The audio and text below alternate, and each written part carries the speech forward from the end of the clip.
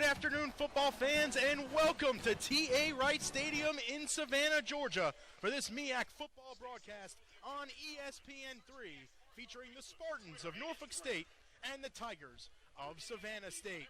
Hello, folks. Alongside analyst Curtis Foster, I'm Spencer Turkin. Norfolk State comes into today's matchup riding a two-game losing streak. If the Spartans are going to snap that skid, they'll need stellar play out of the MEAC's second leading passer, Jawan Carter. Well, I tell you, it's going to be a great game today because both teams have great passes, and like you say, Jawan Carter definitely got to have a great game today in order for Norfolk to pull this out today. Well, it appears that Savannah State has settled in on a starting quarterback as sophomore Devon Gibbons has emerged from the pack for head coach Eric Rayburn. He'll need the Stone Mountain, Georgia native to lead a balanced offensive attack if the Tigers are going to close out the season on a high note. And I think that'll be a great stop for the Tigers today is starting Gibbons to let him play the whole game, let him get into a rhythm. And I'm telling you, I'm ready for an exciting football game today. The Spartans hope to play the role of spoiler on homecoming. Can the Tigers protect the marsh? We'll find out on the other side of this timeout as we are just moments away from kicking off this MEAC matinee on ESPN3.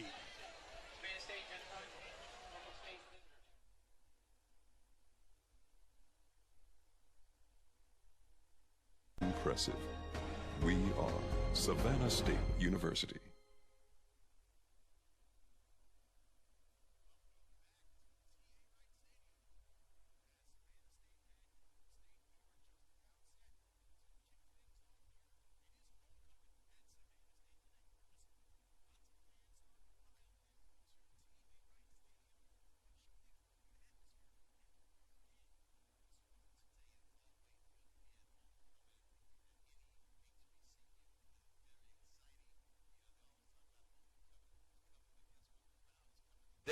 To support this Tiger team. Hopefully that they can come out in victory today to give them something to go back home with.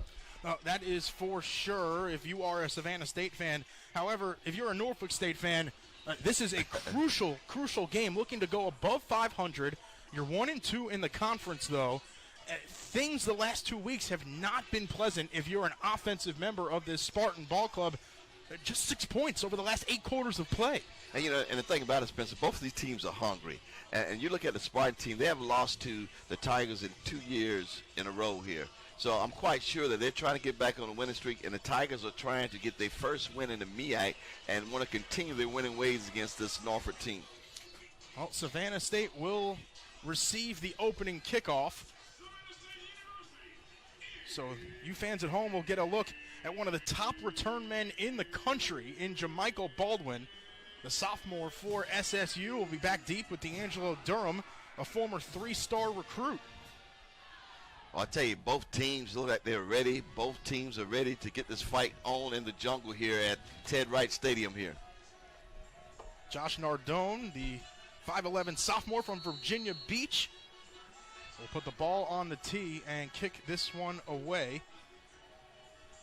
So far, Jamichael Baldwin averaging 23.9 yards per return, as long as 48.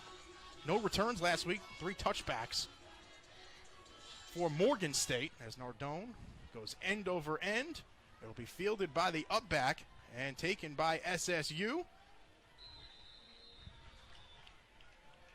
As C.J. Cole will bring the ball across the 30, and the Tigers will have some pretty good field position to begin the first drive from scrimmage as Devon Gibbons takes the reins of this offense officially for the first time this season. And you already know both teams are going to be trying to feel each other out for the first couple of minutes in this first quarter to kind of see what they can establish or what they're going to try to establish throughout the rest of the game here. This Norfolk State defense has been phenomenal this year. 12th in the FCS in total team defense. The quarterback keeper, Gibbons, spins out of the first tackle, loses the football, and Norfolk State jumps on top of it. And just like that, the Spartans with a chance to strike early. I saw Gibbons carrying that ball very loosely through that hole there. When you go through the trenches like that, you got to make sure that you cover the football and hold on to it. Deshaun Middleton, the transfer from NC State, came up with the football. And now Norfolk State will take over at the 37-yard line of Savannah State. So this Tigers defense will have an early test.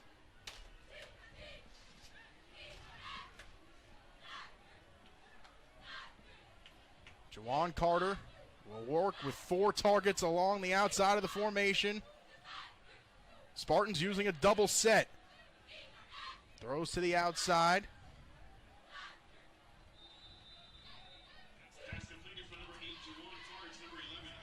One thing about this Spartan team, they love to go pass first. Other than his first option is to pass. The Tigers definitely got to be ready for that today. This most definitely is a pass-first offense. 6th in total offense in the conference.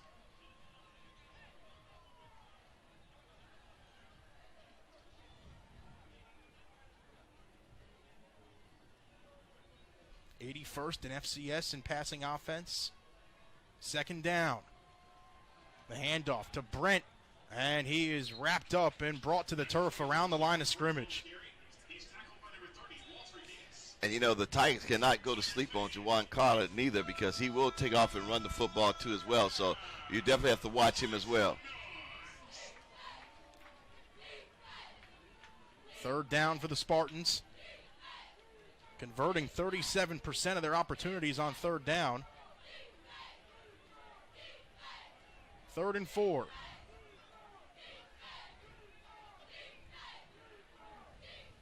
Sophomore tosses it to the outside, and a big hit is laid by John Wilson.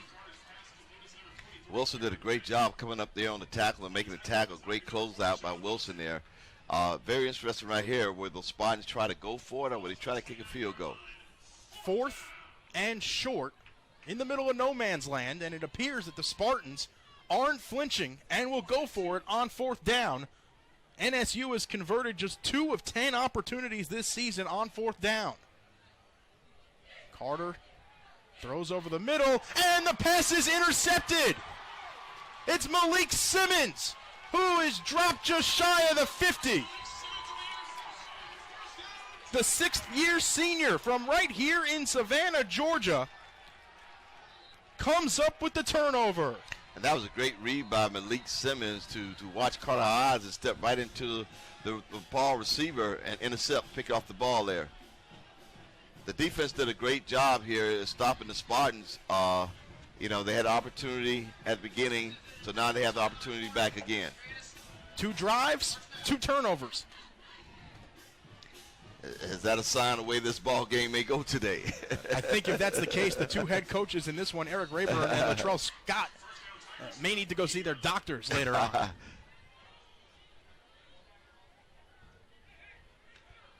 First and 10 for the Tigers. SSU keeps it on the ground across midfield. You know, games like that, that's when the coaches start grabbing their hairs and picking their hair out of their head, and they both go ball after this game. I was going to say, at least of what's left of their hair. Yes. Gibbons working with 5 wideouts.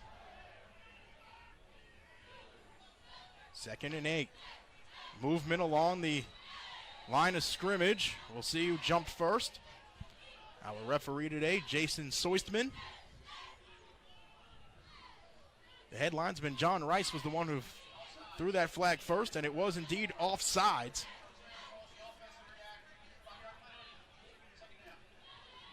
So that'll make 2nd and long, 2nd and short.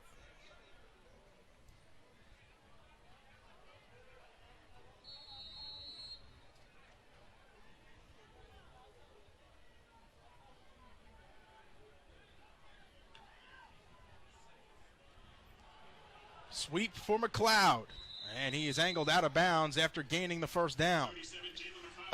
The last time McLeod played this Norfolk team, he ran for 132 yards, so I'm quite sure he's looking for another great day against this Spartan defense today. That also came on 16 carries. He scored a touchdown. It was a pretty big win for SSU up at Norfolk State last year. It snapped a 40-game road losing streak.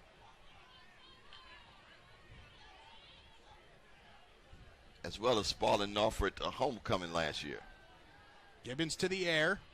Throws to the outside, finds Benaby, who steps out of bounds after gaining another 1st down, and the Tigers up to the line quickly.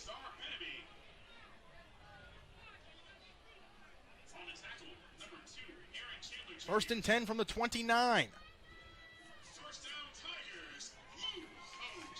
Jermichael Baldwin is the slot man. Option left. McLeod to the 25, and he has his legs taken out from under him by Aaron Chandler. And you got to get this Tiger coaching staff. They're doing a great job of mixing up the plays here right now. And matter of fact, they're opening everything up and giving Norfolk a lot to look at. Second and 6 upcoming for the Tigers.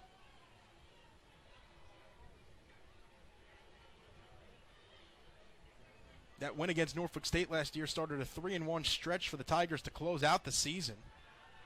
Gibbons throws and misses his target, Beneby, by about a half a mile. And it looked like Gibbons let that go a little bit quicker than he wanted to, and because he saw the pressure coming from the Spartans defensive front there, they came in a blitz on him. 3rd and 6 for the Tigers. SSU 120th in the nation in third down efficiency, have converted just 20 times out of 82 when there's a 3 in the box.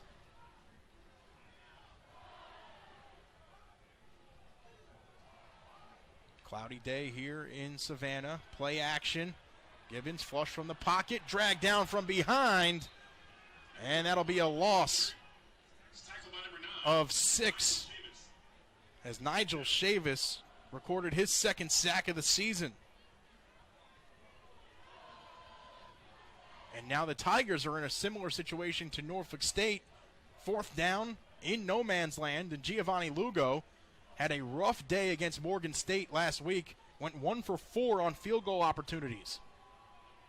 The Tigers are actually going for it. 2 for 6 this season are the Tigers on 4th down.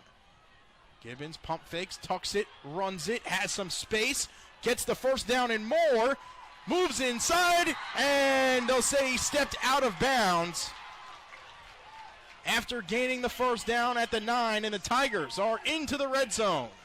You know, Spencer, that's when a coaching staff have a lot of confidence in their defense when they go for that. That's a lot of confidence, in your quarterback to go for it on 4th and about, 12?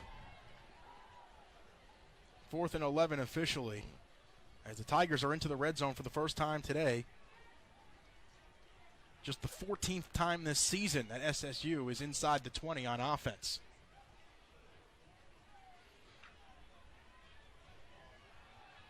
Quarterback keeper, Gibbons lowers his shoulder and is stopped shy of the pylon.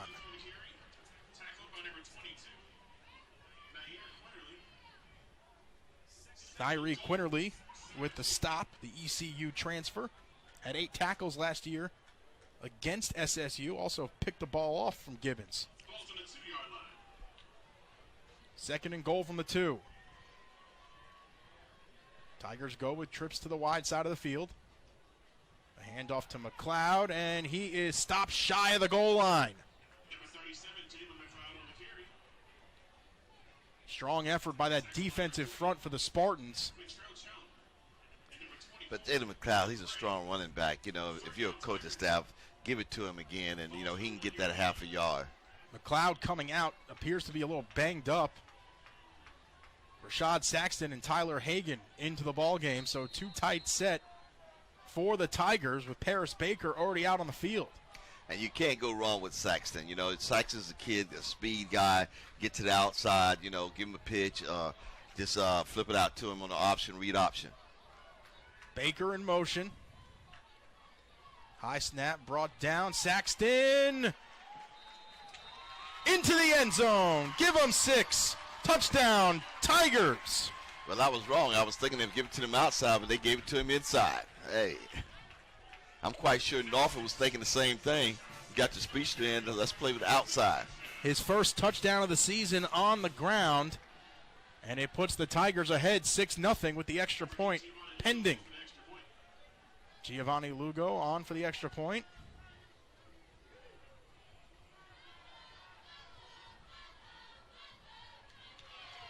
And he splits the uprights. 7-0 Tigers with 8:24 to play here in the first. We'll take a timeout on the field. You're watching Mid-Eastern Athletic Conference football on ESPN3. What's happening? Dr. Pepper, the official drink of Fansville.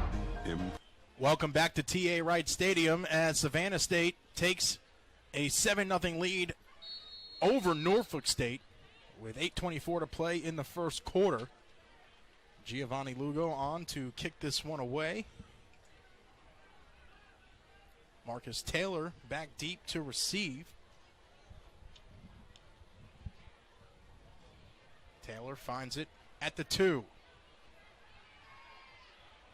Has some room and is corralled and brought down to the turf at the 29. That was good coverage by the Tigers kickoff team to get down. Also, good run back by the Spartan returner there.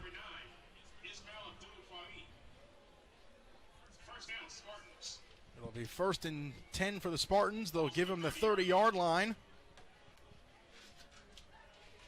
So that's where Jawan Carter will get things going.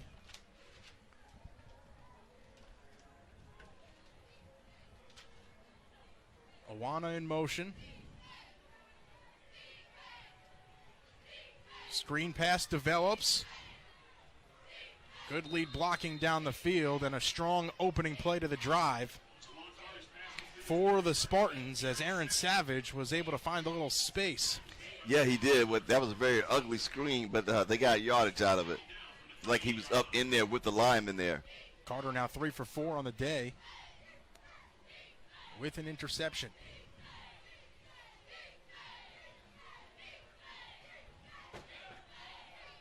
Tigers able to reset.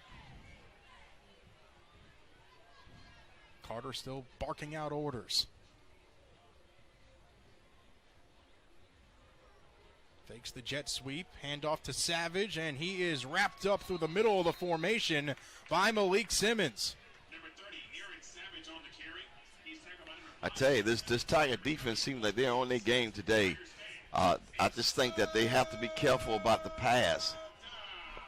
The Tigers' 5th in total defense in the conference. 3rd in passing yards allowed, which should make for a good matchup today with such a strong quarterback.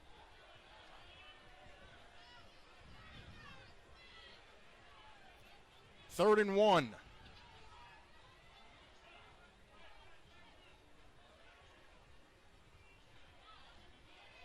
Spartans keep it on the ground, and Savage is brought down before the first down marker. Malik Simmons has been all over the place early on in this ball game. You know, Simmons is probably say, hey, this is it for me. This is my last homecoming here in Ted Wright Stadium. So I'm going to show out. I'm going to show all these fans that's coming back home for this great homecoming that, hey, Malik Simmons was here. And we'll hear from Malik Simmons during halftime. He is our feature interview. It was good to catch up with Malik and see what he has to say.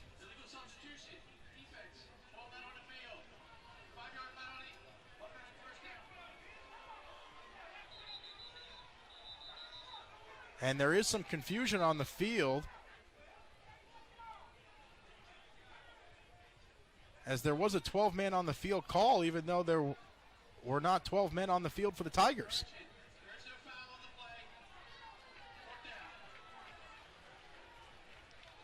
Oh, that was great notice by the Tigers coaching staff there. And that would have been a huge break for the Spartans. It would have forced first down. Instead, NSU will have to punt to Jamichael Baldwin as Taylor Godey, the sophomore from Lexington, Georgia, is on to boot this one away. Gives it a nice end-over-end ride. Fair catch is called for and secured by Jamichael Baldwin at the 20-yard line.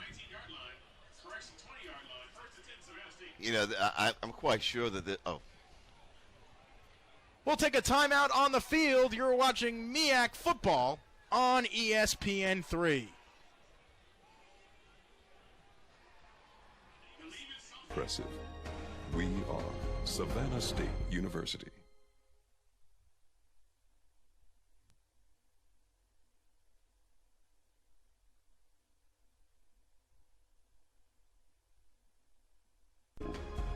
seriously impressive. We are Savannah State University. Hey, chicken, it is. Chick-fil-A nuggets make dinner delightful. Now that's smart.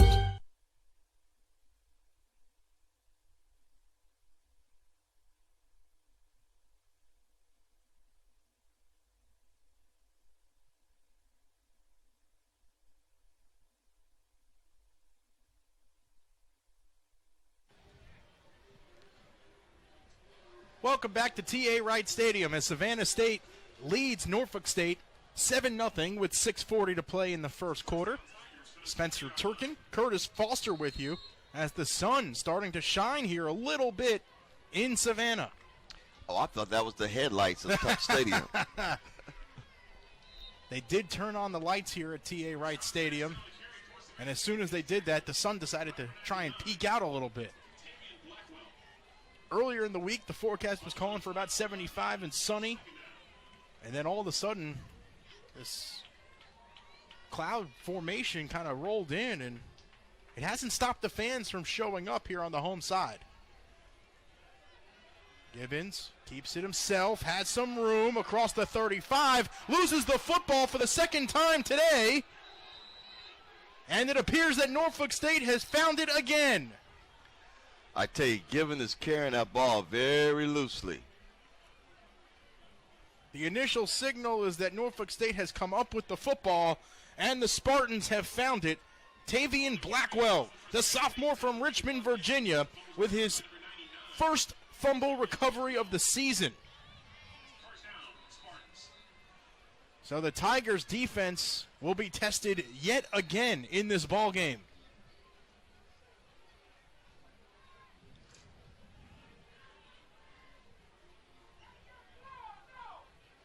The second fumble for Devon Gibbons, who was just named the starting quarterback prior to today's ball game.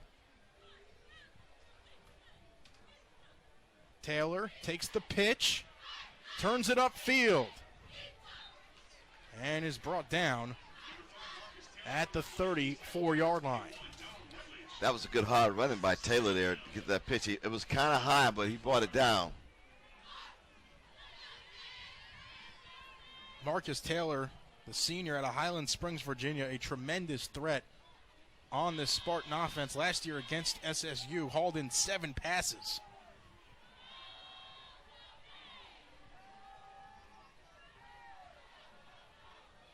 It's Taylor again, and this time he's brought down almost immediately as Malik Simmons again in on the stop. You know, especially we talked about it earlier about sometimes how turnovers, capitalize on turnovers. Both teams have issues this year capitalizing on turnovers that they've had. And now Norfolk State with an important down and distance. It's 3rd and 1 if they want to attempt to capitalize on that fumble recovery.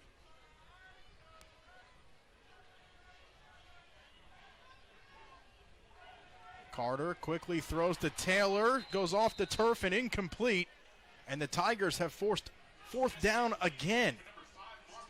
This is an interesting part of the field, though. We've already seen Norfolk State go for it on 4th down once, and an interception was forced as Malik Simmons was able to pick off Jawan Carter.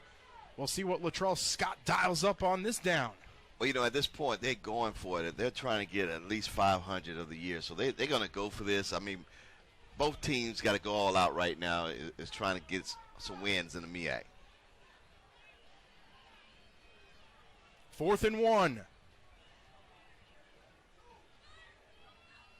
To the air, over the middle, and Taylor tripped as he was trying to secure the route and the football at the same time and could not come up with the pigskin. It's a turnover on downs.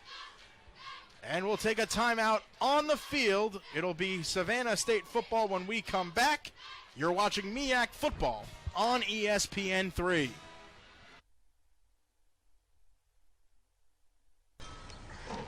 Time to pack up, kids. NFL Sunday Ticket. Get every live game every Sunday at no extra charge when you switch to DirecTV. More for your thing. That's our thing.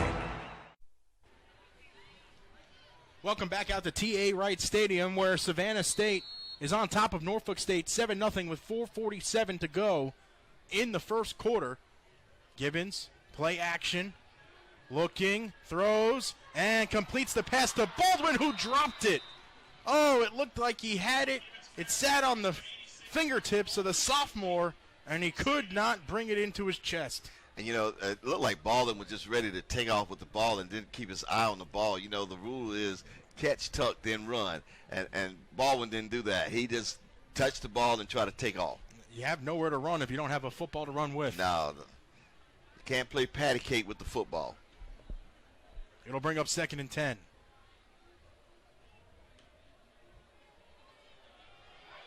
Saxton with some room, puts on a move and is across midfield. Rashad Saxton has been an explosive running back when given the opportunity. The Jacksonville, Florida native. Last week against Morgan State, just 10 yards on 4 carries.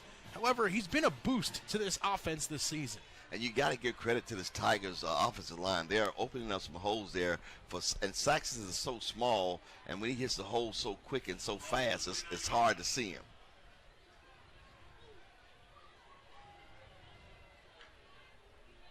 Option. Saxton secures the pitch, has a lead block, and is able to gain the first down.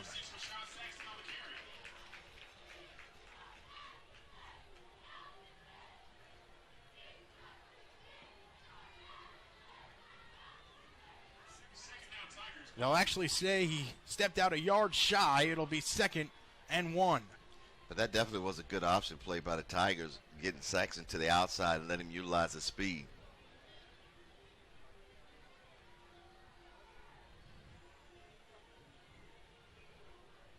Snead in motion. Saxton has his number called again. This time, the Spartans defense sniffed that out.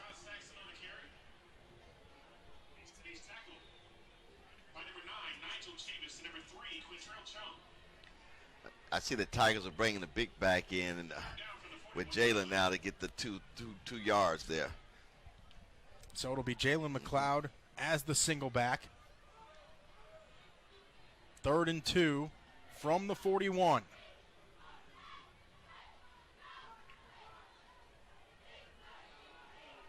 Counter, delayed handoff, and it'll be awfully close, but it appears that McLeod was stopped a yard shy. Well, you have an option here. If you are Eric Rayburn, do you punt and bury Norfolk State deep, or do you try and go for it here on 4th down? He may want to try to give it to the bus one more time, Jalen McLeod, to give him an opportunity to try to get those 1 yard. All the Tigers would need is just a little push from the offensive line and let McLeod run behind him. 3 for 7 on the season on 4th down. The handoff is stopped shy of the first down marker. Quintrell Chung came in and took down McLeod. And that was an excellent job by the Norfolk Spartan defense. I mean, they was ready for that. They know they was going to give it to Jalen McLeod. And they said, bust this, McLeod. We got you. Chung came flying in through the middle of the formation, coming off a 9-tackle performance against Central last week. 1st and 10 from the 41 for the Spartans. The rush is bottled up after the gain of 4. Cameron Brent on the carry, the Grayson High School product from up near Atlanta, Georgia. Some of his former high school teammates on this SSU team. Ishmael Abdul Kawi comes to mind. As the Spartans work quickly, 2nd and 6.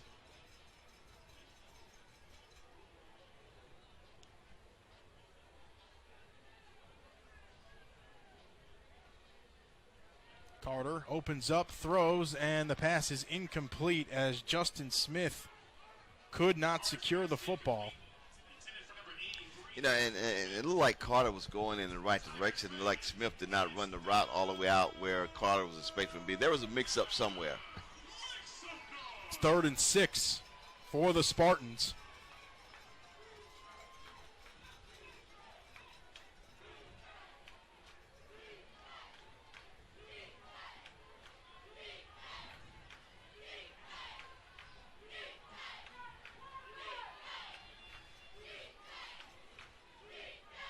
empty set. Carter tucks it, runs it, has the first down and more. Plenty of room in the middle of the field. And he's brought down inside the 10. A huge gain on 3rd and 6 for Jawan Carter. I tell you what, that was good recognition by Carter there. That middle came wide open, and he saw it. And, we talked earlier, you also got to watch Carter because he will take off and run the ball. His first option is the pass. Coming into today, just 63 yards on the ground as the Spartans are into the red zone for the first time today.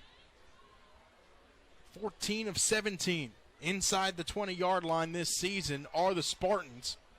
Have scored touchdowns on 11 of those drives. Taylor in motion.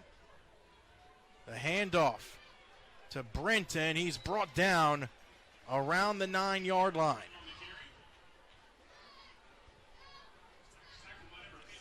And it looked like the Spartan team is trying to run away from Banks there. Banks is one of the top players here with the Tigers, and it seems like they're trying to run away from him. They're not running at him. If I was a running back, I wouldn't want to run towards him either. Stephen Banks collected his 200th career tackle against Charleston Southern. Was being looked at by a lot of NFL scouts at the beginning of the season. He is a monster at the defensive end position. Taylor comes in motion. Carter looking, rolls out.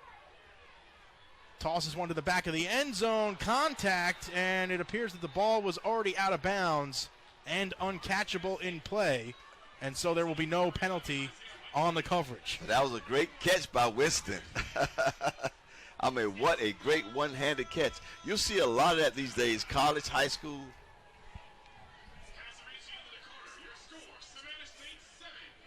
The end of the first quarter, Savannah State leads Norfolk State 7-0. We'll take a timeout on the field. You're watching MEAC Football on ESPN3. TV and phone with a 2-year agreement. And now get a year of Amazon Prime and an Amazon Echo on us. Welcome back to T.A. Wright Stadium as Savannah State leads Norfolk State 7-0 as we begin the second quarter of play. It's 3rd and goal for the Spartans from the 10. Carter floats one to the end zone for Winston, and he can't come up with it. Coverage provided by John Wilson. Well, the Tigers' defense come up big again. It's holding them without getting a touchdown here. So the thing about if they can stop this field goal, this defense has been successful on stopping the Spartans in the red zone twice. Josh Nardone, 3 for 4 on field goal opportunities, as long as 29 yards. This one will be a 27-yarder. And there's a flag on the snap.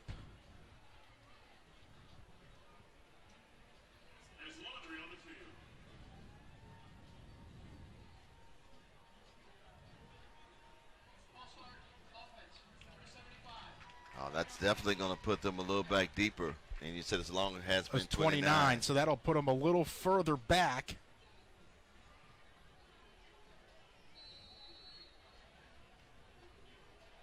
So this will be a 32-yarder.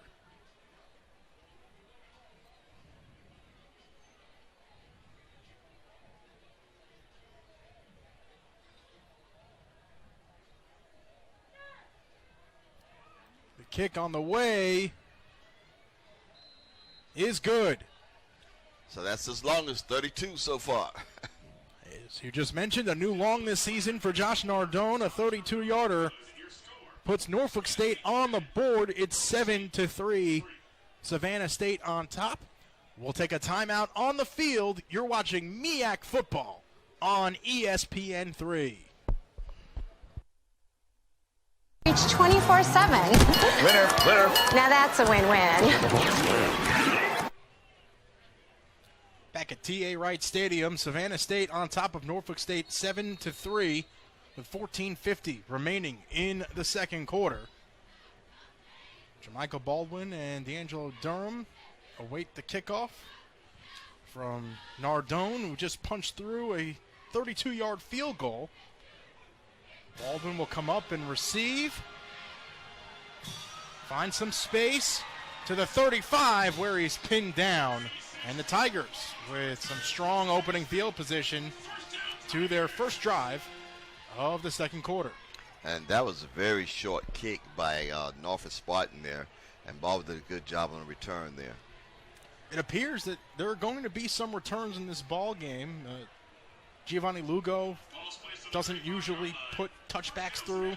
Josh Nardone has been unable to do so far. The return men are going to be working today. Boy, I know this coach is going to look for a new hairdo after this game. The Tigers keep it on the ground for first down.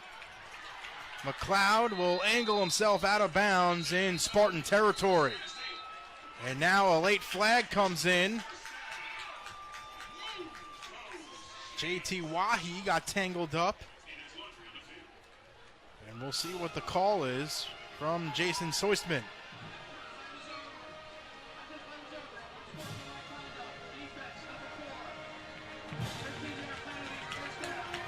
And it was an unsportsmanlike conduct call on Wahi. His first of the game. And that'll put the Tigers all the way down to the 30-yard line of Norfolk State, just like that.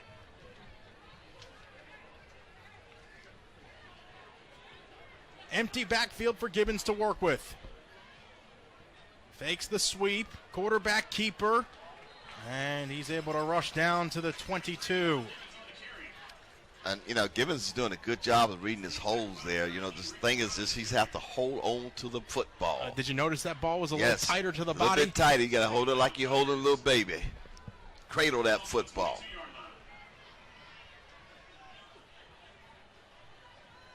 It's like the high school health class project. Yes. Can't drop the baby. The high snap brought down. McLeod gets the first down and more. He's into the red zone.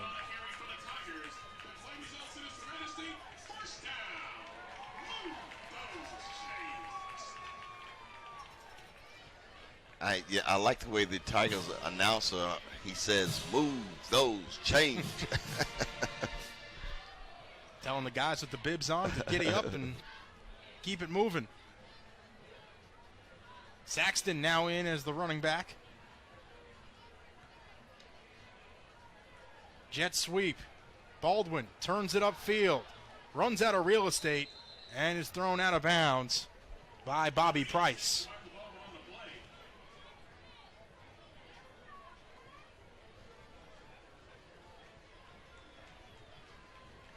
It looked like the Tigers were running the same offense that they ran against Charleston Southern,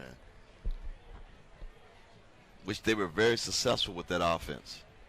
A lot of rushing in that game, kept the clock moving.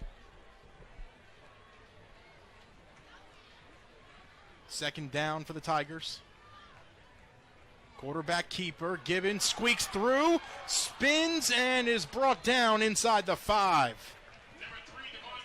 Devon Gibbons reading the option very well today, Curtis. Yes, he is. He is on cue. On point, I'm sorry. And the Tigers are on the doorstep. And that announcer is on point, too, in saying, move those change. 2 tight ends set, Curtis. I know you're a big tight end fan, and now yes, the 2 senior tight ends are in for Savannah State, Tyler Hagan and Paris Baker. Not only does it give you good blocking, but you have to watch for those 2 tight ends as well. And they're both on the same side. Pistol formation. Saxton is hit hard before the goal line, and the push is not enough. He'll be denied of the end zone for the second time today.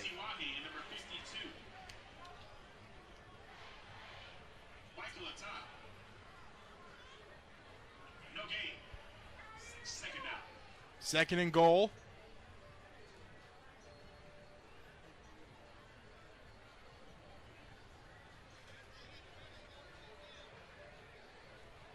Tigers trying to go 2 for 2 from the red zone today.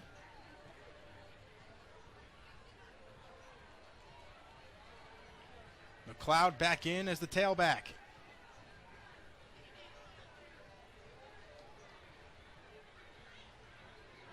Quarterback keeper, and Norfolk State was not fooled on the fake jet sweep. It is always hard when you get in this position in the red zone, down in the 4 yards. It seems like the defenses just start toughening up there. That, and no one wants to be the Seattle Seahawks and throw the interception in the end zone. Don't remind me of that one. That is the reality, though. That is what you want to avoid. I wondered did someone get paid on that one, but I'm not going to say anything. It's the Patriots. Oh, come on. Someone drank their haterade this morning.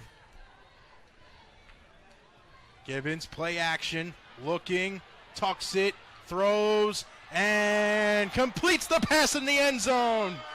DeAndre Sneed, give him 6. And you got to give Gibbons credit because he did a lot moving around in and out of the pocket and gave Sneed enough time to get open in the back of the end zone because it drawed all the cornerbacks and linebackers up. 13-3, extra point upcoming from Giovanni Lugo, and you're right, a lot of space in the back quadrant of that end zone, all because everybody knew that Devon Gibbons was a threat to tuck and run. Hold us down, kick is good, and the Tigers are up 14-3 with 10:20 to go. We'll take a timeout on the field.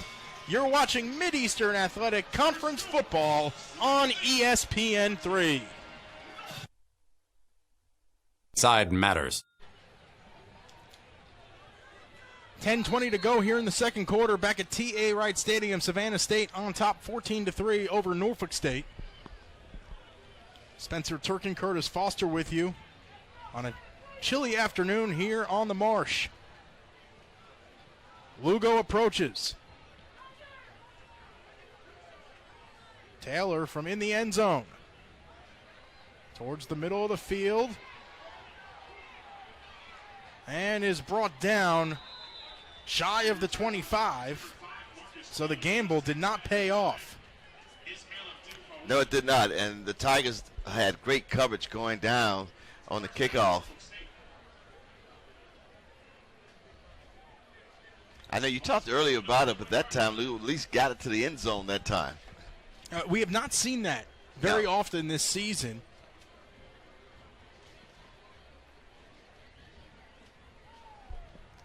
Maybe the dark clouds were helping out a little bit, the overcast. There is some wind here today at T.A. Wright Stadium. As Jawan Carter, who's 5 of 11 on the afternoon, is back out to lead the Spartan offense, and NSU will keep it on the ground for the first play of the drive. Aaron Savage got the call. As Brandon Carswell, the preseason third-team All-MEAC selection, with the stop.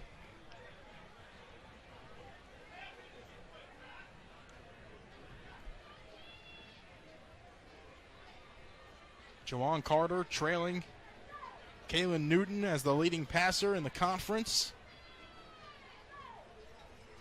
Trails him by over 100 yards passing a game. Carter on the run. Bumps into his own man and is pinned to the ground by Malik Simmons. Yeah, Carter thought he had an opening there, and his old man just backed up in him, and there goes Malik Simmons again. Puts a 3 in the box on the stop.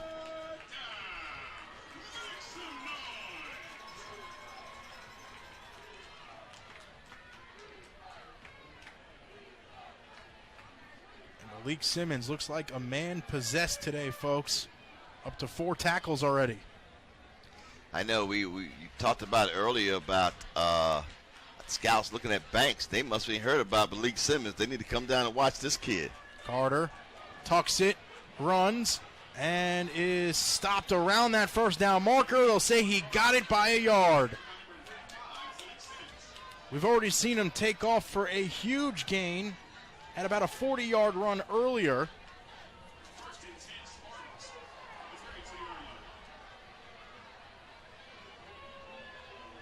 Officially a 47-yard run earlier today, right through the middle of the field on third down.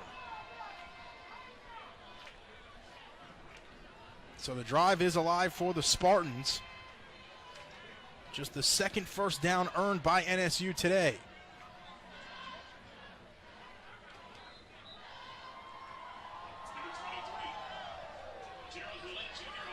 Gerald Hillette with his first carry of the day.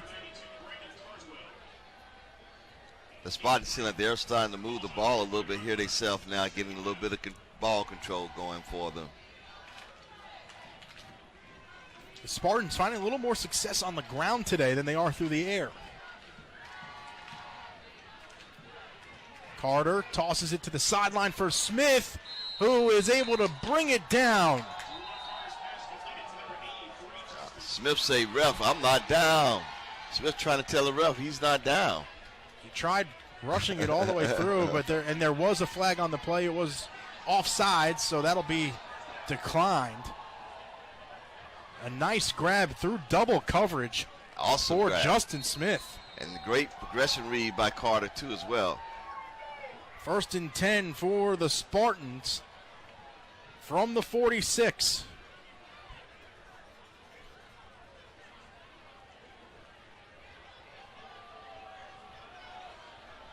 Carter will get the new play from the sideline with 6 on the play clock. Needs to hurry, gets the play off with 1. Heaves 1. And it is short. Winstead, the intended receiver, Vanquez Bonner, on the coverage. Winston, he wanted a flag, but that was good coverage, just a little overthrow. But that was good coverage by Bonner getting back. Yeah, he wanted to call a hold there, but it wasn't a hold there. But when you're a football player receiver, you try to get everything you can. You know, you want to make a play, you know, make something happen. Always looking for that extra inch Always. over your opponent. Always.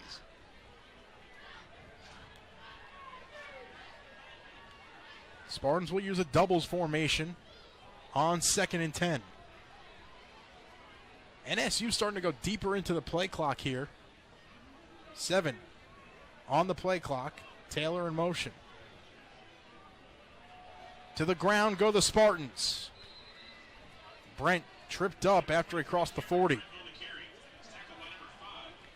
And, you know, the Spartans are doing a good job here. They're taking their time. They're no in rush. You know, they want to keep the ball out of the offense of the Tigers' hands. And, you know, just want to move it. And now it's 3rd and manageable, 3rd and 2.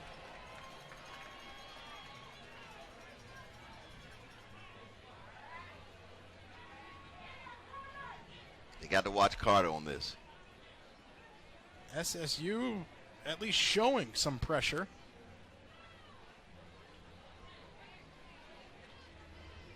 Taylor in motion.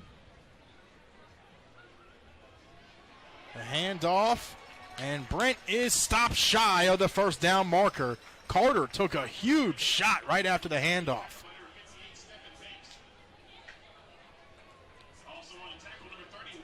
The Spartans are not going to go for it this time. They're going to try the Tigers' offense is moving the ball too well for them to try it here.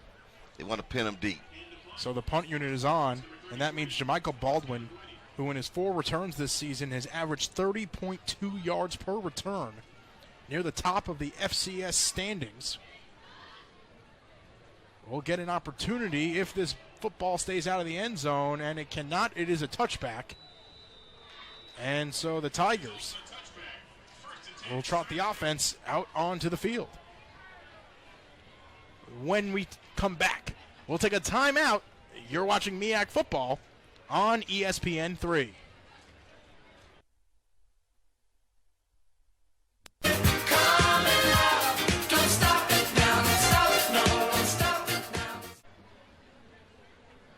Welcome back to T.A. Wright Stadium in Savannah, Georgia. SSU leading NSU 14-3 with 5:55 to go. A handoff to Saxton, bumps into his lead blockers and is able to turn it upfield for a few more yards after the initial contact. You know, Saxton is so small, it's hard for the defenders to actually see him, so he can hide behind one of those big linemen and do some damage to a defense. As much as you want to use his speed on the outside of the formation, sometimes it's better to use him inside because you can't see him behind the offensive line. He's like a little tiny Archibald. Baldwin in motion. Tigers keep it on the ground. Saxton bounces it outside and takes a big hit after gaining the first down and plenty more.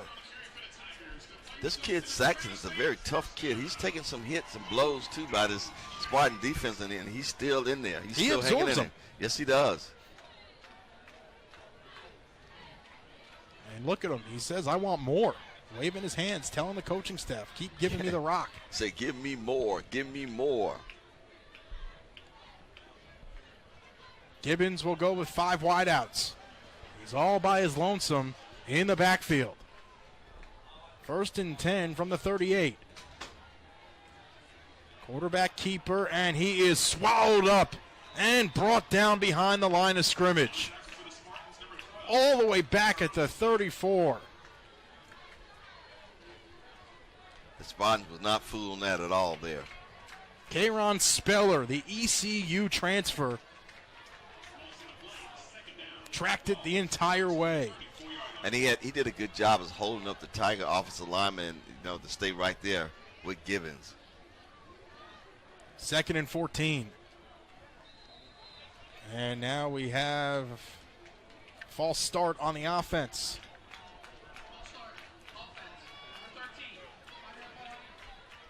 That'll go against the freshman Travion Pratt.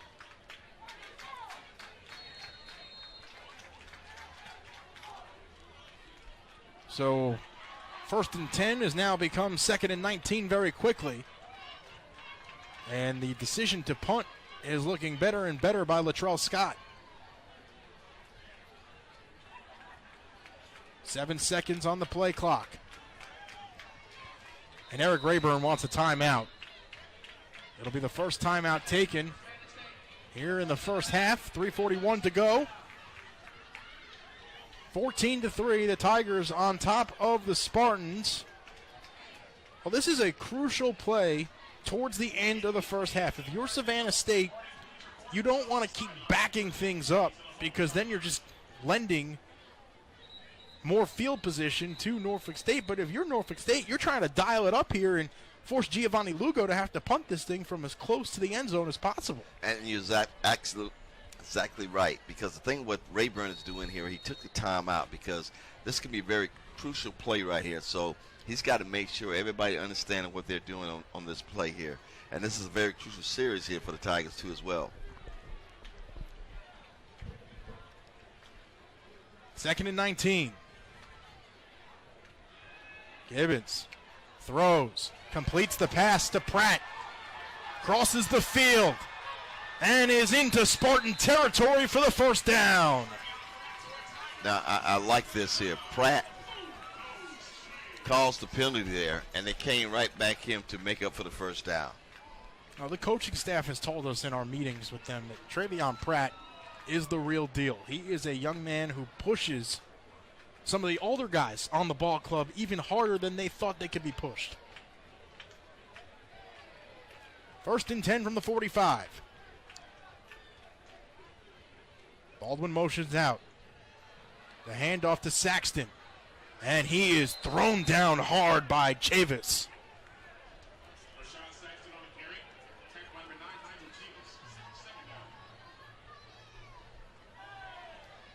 It seems like it's a lot of trash talking going on between both teams down here on the field. And I know the referees are stepping in trying to say, get back, get back. But there's a lot on the line. SSU has beaten Norfolk State the last 2 times these two teams have matched up. I know that Norfolk State's not happy that they lost on homecoming to Savannah State last year up in Norfolk. Baldwin in motion. High snap, brought down. Saxton with the carry to the 35 and is angled out of bounds, and a late flag thrown in by the back judge. Saxton is so small that he can just get through the little tiny holes there, and it looks like he's running out of bounds, but he's still in bounds because he's so small and quick and fast. It's holding on the offense.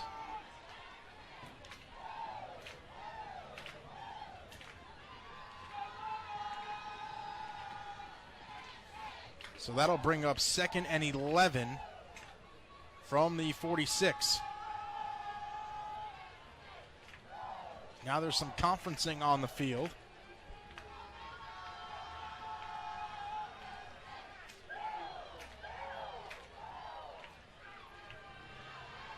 Not sure what they're trying to sort out.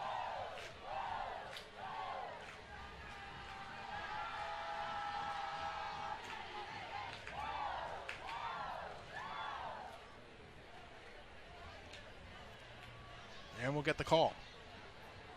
After discussion, there is no foul for holding on the play.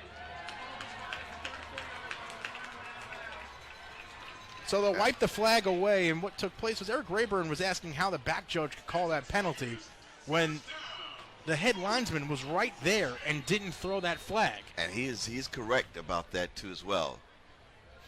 And so they conferenced, and they got the call, as far as we could tell, correct. We don't have replay up here in the booth, but it looked like it was a clean block. But we can replay with our minds.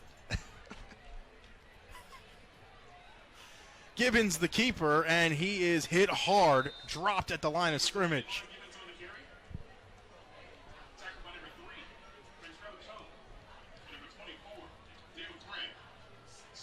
The Tigers have 2 timeouts remaining as we hit the 1:40 mark. In Norfolk State territory, plenty of time to try and hang some more points up before heading to the locker room. Play action. Gibbons lofts it, and it is incomplete near the goal line. Almost intercepted. Zar Benaby was the intended receiver. JT Wahi provided the coverage. And that was good coverage by Wahi there. He was right there on it, but he was very lucky that Gibbons didn't get a little bit more on that ball because he was falling down to the ground, but did a good job reaching his hands up to try to break it up. Like I say, almost came up with the pick. 3rd and 10 from the 34.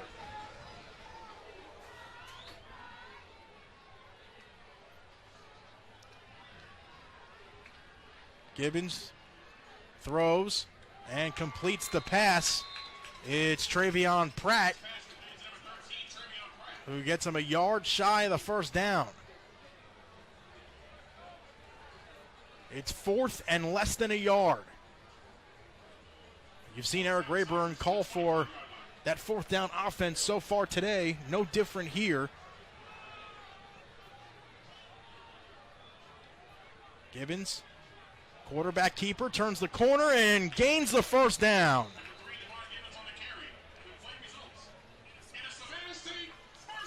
I tell you, that was great carry, great read by Gibbons there. I mean, there was nothing on the inside. He ran to the outside and saw there was an opening there, so he ended up getting the yardage that he needed for the first down. Great call by the coaching staff of the Tigers. The Tigers need to start working quickly if they want to put some more points on the board. And a timeout is taken by SSU. Curtis, the Tigers so far today, 150 yards on the ground, just 41 through the air. If you're Eric Rayburn, you have 1 timeout. Are you trying to pound this thing in? Well, why not? On the last outing that the Tigers played the Spartans, they ran for 262 rushing yards. So why not? This is a team that you know that you can get some yardage on. Hey, let's play. Let's try to go for the big one. Go for the TD, and let's see what happens with the Tigers.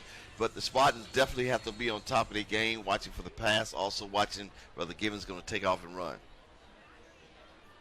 Spartans defense weaker on the rushing side of things, allowing 126.5 yards per game coming into today.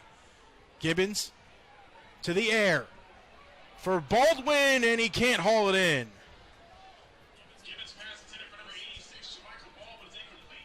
It'll bring up 2nd down. I know the Spartans defense was holding their breath on that one. Gibbons just overthrew ball and just by a little inch of his hair. It appears that Gibbons has settled down after fumbling the football twice early in the ball game. Well, I'm quite sure the coaching staff told him, you got to hold that ball. You got to tuck it. You can't carry that ball like it's a loaf of bread. McLeod will serve as the single back. Got away with a false start there. Gibbons with the move. Another shake and bake, and he's into the red zone. McLeod flinched a little bit there. Yes, he did. 3rd and 2. Tigers working quickly. Flag. Gibbons rolls out, throws for the end zone, and completes the pass.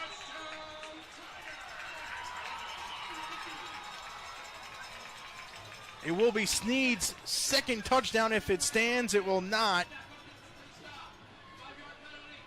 Illegal motion, as the motion man never stopped completely. Well, he has to stop completely. He cannot turn towards the line of scrimmage at all. And so that'll make it a little more difficult for the Tigers. It's 3rd and 7 now.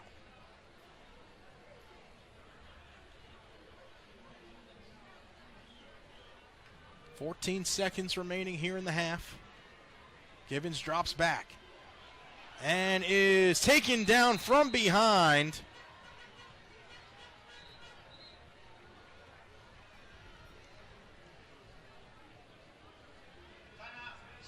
And there's a timeout taken by Savannah State. It'll be the last timeout that SSU has. Oh, Curtis, do you take one shot to the end zone? If you don't convert, you try and kick a field goal? Well, this is a very interesting situation here, you know. You either want to take a shot or you're going to trust Lugo to put 3 points on the board. He hasn't been very good over the past few games. So are you going to give him an opportunity here, or are we going to take a shot to the end zone? So it's a great decision by the coaches what they're going to have to do right here. 1 for 6 this season is Giovanni Lugo. He made a 38-yarder last game against Morgan State. It looked like they're going to go for the field goal. It'll be a 43-yard attempt for the junior from Belle Glade, Florida.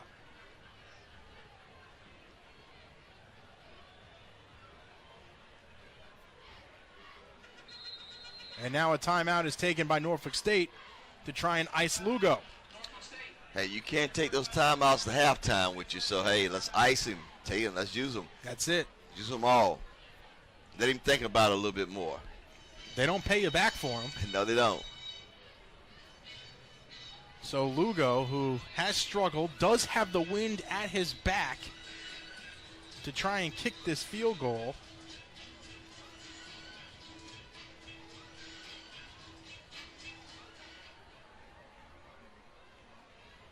The wind right now at 13 miles per hour. It'll officially be a 44-yard attempt. And now another timeout taken by Norfolk State. Hey. Spartans with one more remaining.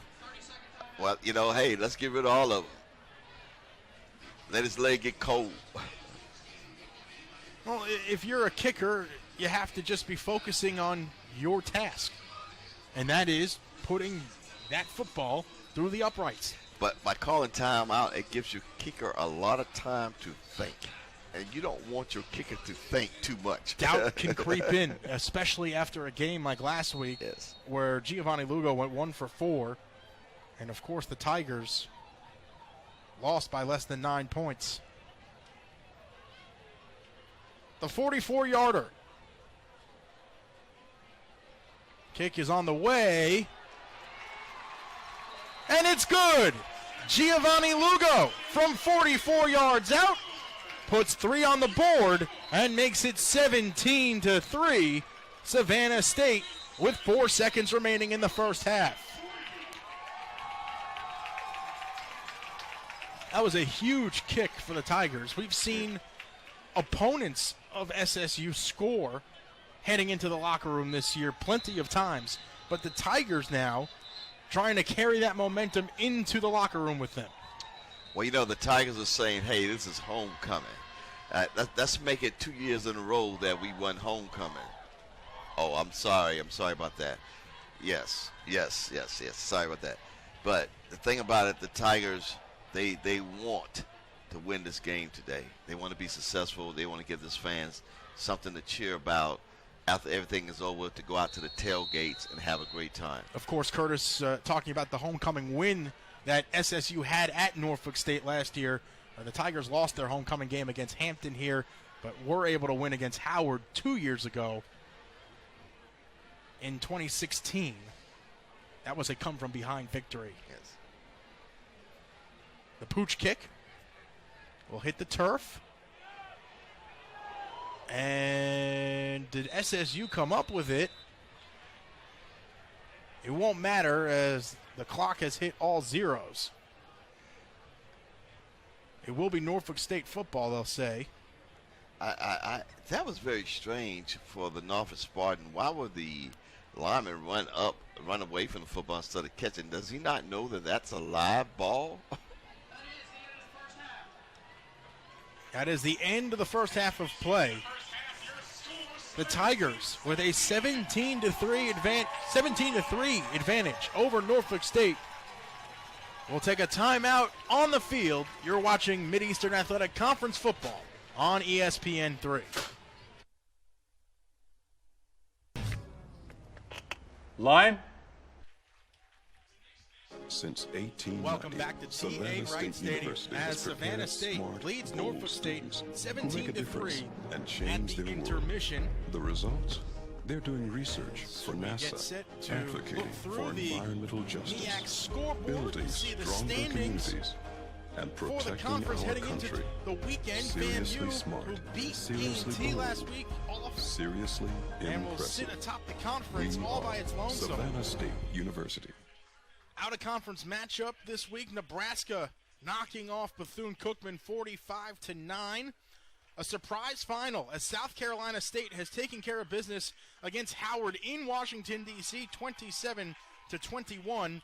Delaware State leading North Carolina Central 21-7 at the end of 3 quarters of play. And, of course, the score here is 17-3. And, excuse me, folks, FAMU is playing today. It is 7-0 Florida A&M over Morgan State in Tallahassee with 7:20 to go in the first. As always, you should go ahead and log on to MEACsports.com to check out what's going on in the world of Mid-Eastern Athletic Conference sports. The cross-country championships taking place and plenty more coming up as we get ready for the Air Force Reserve's Celebration Bowl in Atlanta, Georgia. Well, plenty more coming up here at the half. We'll take a timeout. You're watching MEAC Football on ESPN3.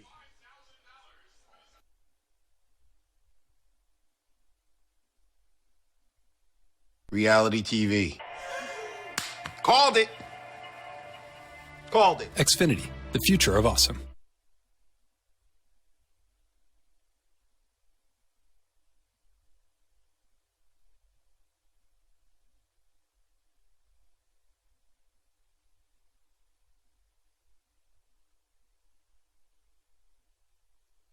Welcome back to Mid-Eastern Athletic Conference football on ESPN3. It's halftime between Norfolk State and Savannah State. Spencer Turkin now joined by Savannah State linebacker Malik Simmons in studio. Malik, welcome to halftime here on ESPN3. Nice to be here. Nice to be here. Well, Malik, it's been a long journey for you. 6 years of eligibility, and this is the home stretch for you. What has this whole process been like?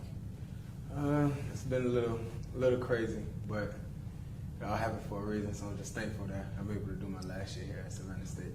Well, Malik, you began your career at North Carolina Central.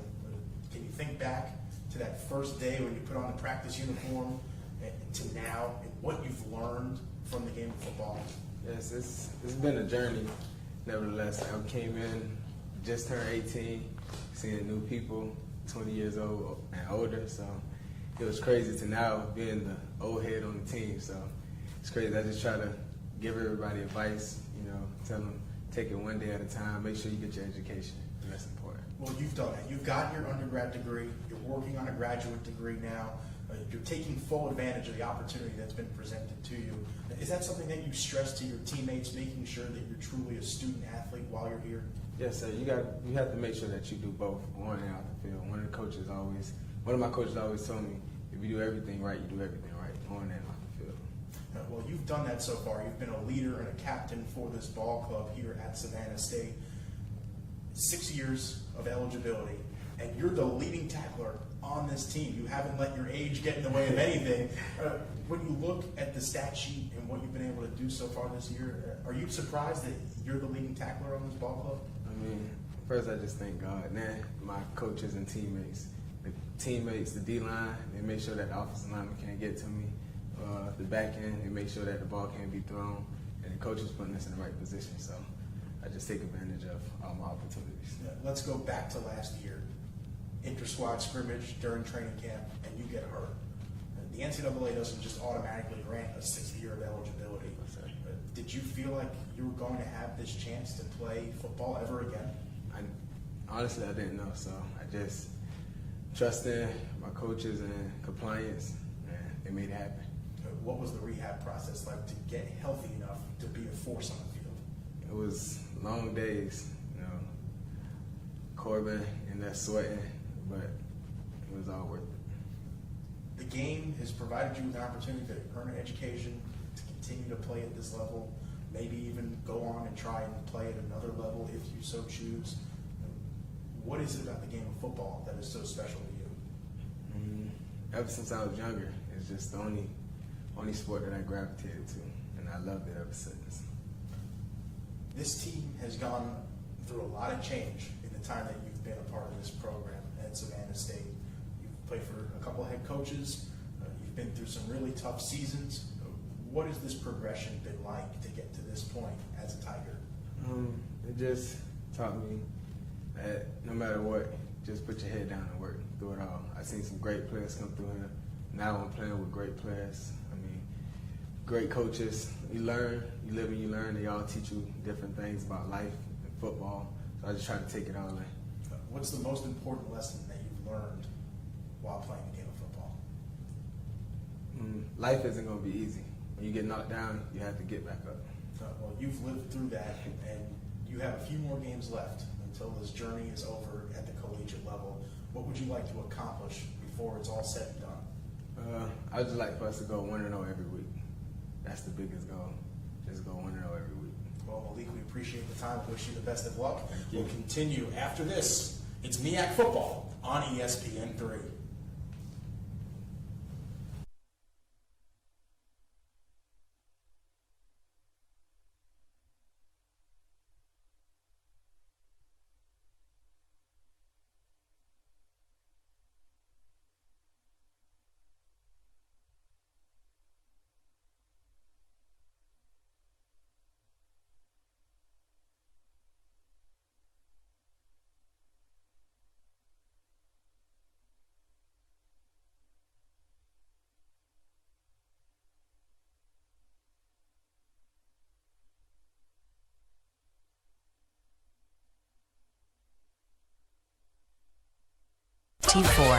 Once again, driving is joyful.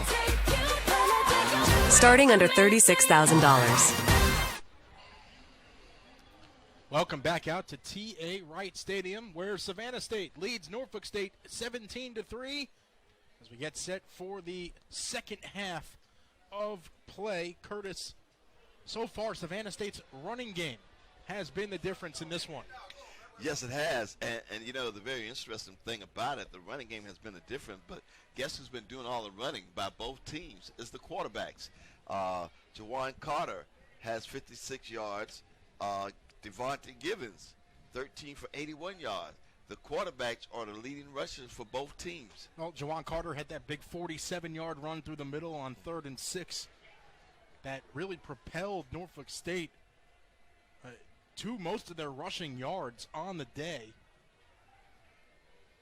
Norfolk State will indeed receive the opening kickoff here in the second half. Savannah State took the ball in the first half. And you know, something else, that the pass attack has not been that great. You have Jawan Carter with 44 yards passing. Devontae Givens only have 50 yards passing as one. So both teams have to get their passing attack together here because both teams are very, very low on the passing attack. Well, especially Norfolk State, if you're trying to have any success in this game, you're a pass-first ball club.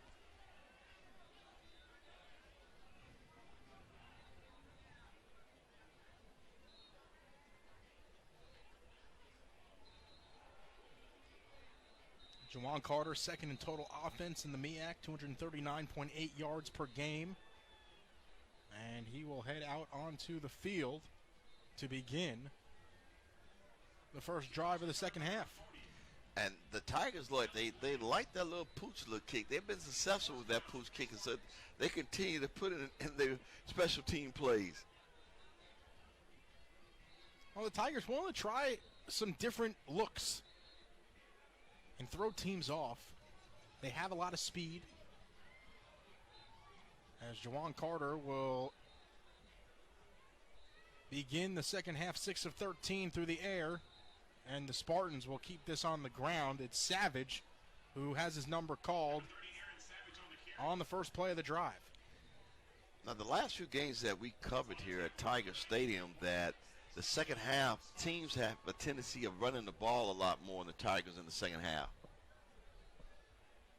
Spartans working quickly. It's Savage again, and this time he's dropped near the line of scrimmage.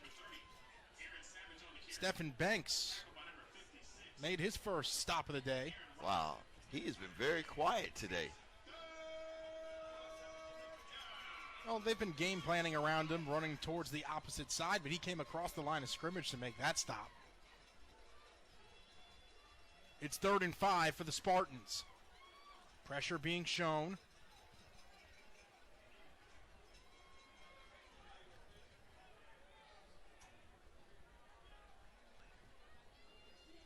No defensive backs over the top. Carter is dragged down shy of that first down marker. And the punt unit is on.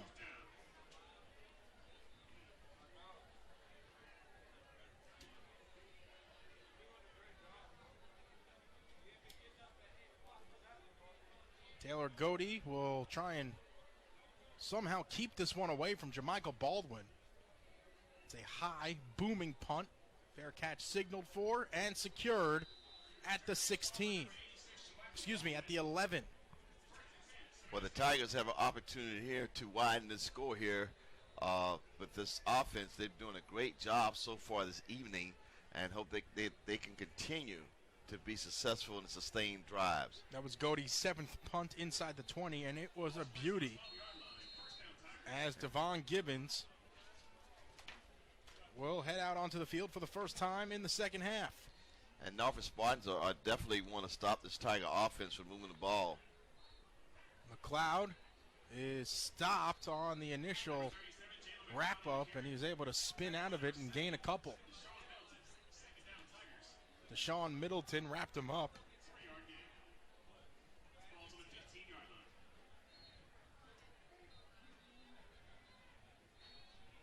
Second and 8.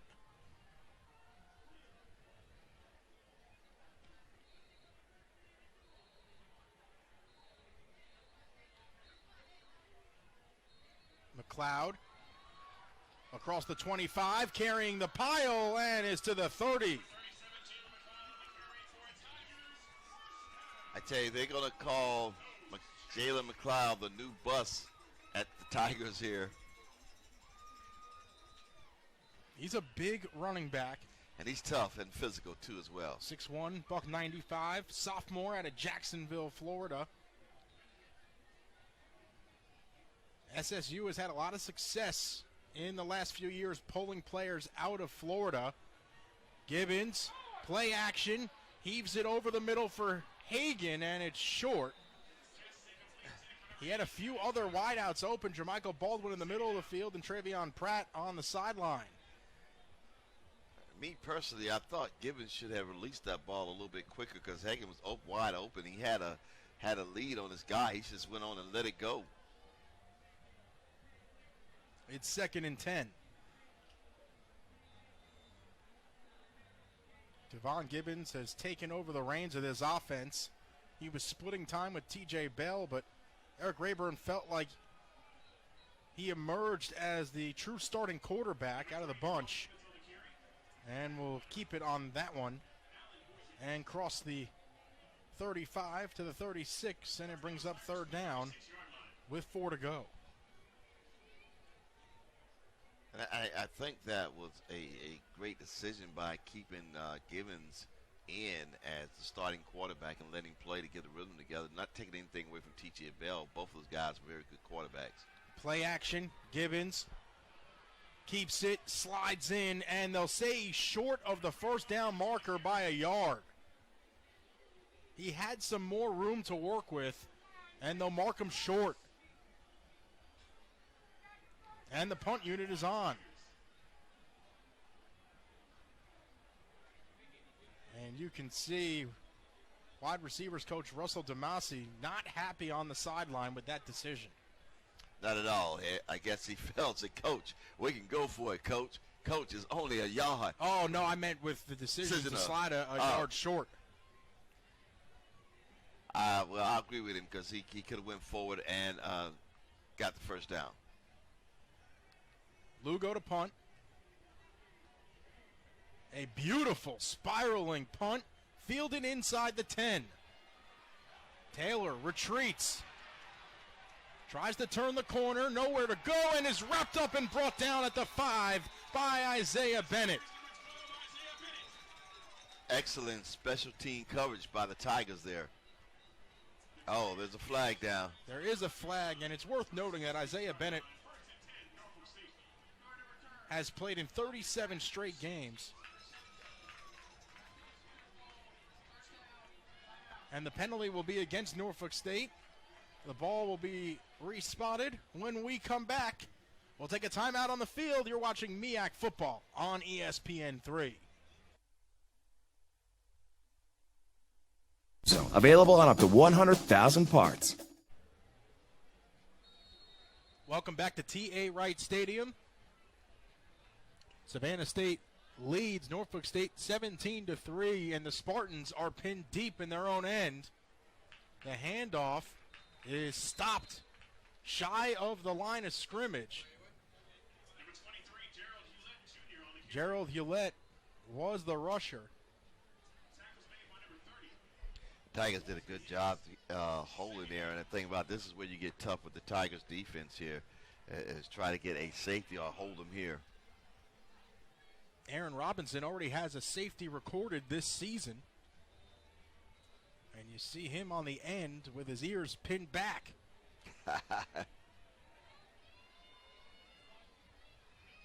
Carter from his own end zone. Looks to throw, tucks it, runs, and will take a big hit from John Wilson. He's out to the 4, and it'll bring up third down. A huge third down here. This is very big for the Norfolk Spartans here. Spartans trying to create some space. The Tigers trying to flip the field.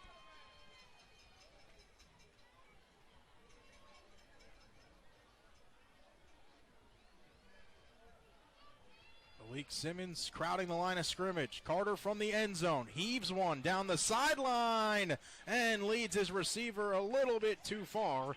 It'll put a 4 in the box, and the punt unit is on.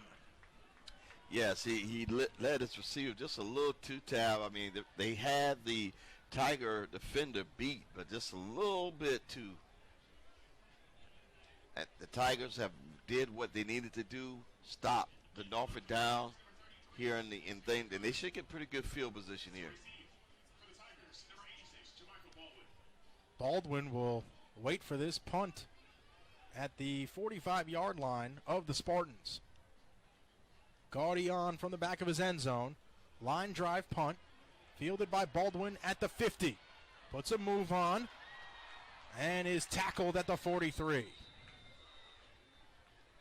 He tried that last move, but the Spartans were not hearing it. The Tigers with stellar field position. With 8:55 to go in the third quarter, Devon Gibbons will try and extend this 14-point lead.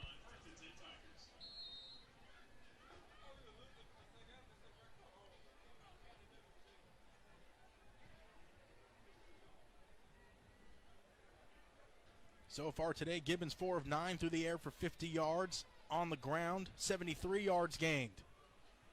The handoff to Saxton follows the lead block from James Livingston and was able to gain a few. The Tigers' offensive line is actually giving a push to the Norfolk defenders here, and they're doing a great job and they run blocking that. In the previous game that we have saw them play, they haven't been very good at the run block. It feels like each game the Tigers' O-line has gotten better. Sweep to Saxton, cuts it up. He's to the 20 and is shoved out of bounds in the red zone. And that was a awesome misdirection play by the Tigers there. And so it fooled the Spartans because they had everybody, the guards and the tackle was coming one way, and Saxton went the other way. The whole defensive line of Spartan just came to one side. Great misdirection play. So the Tigers, who are 3 for 3 in the red zone today, will try and make it 4 for 4.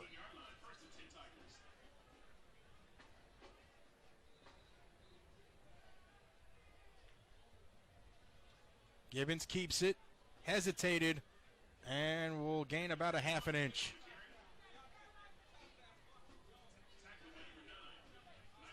Nigel Chavis, the redshirt junior, on the tackle.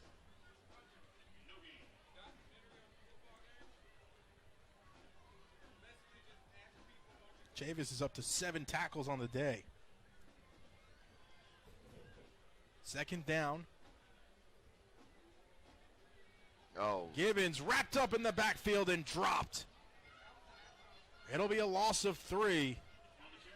There was nowhere for Gibbons to go there at all. The Spartan defense was right there on it, shooting the gaps. And it'll bring up 3rd and 13. And the Tigers are now facing a throwing situation.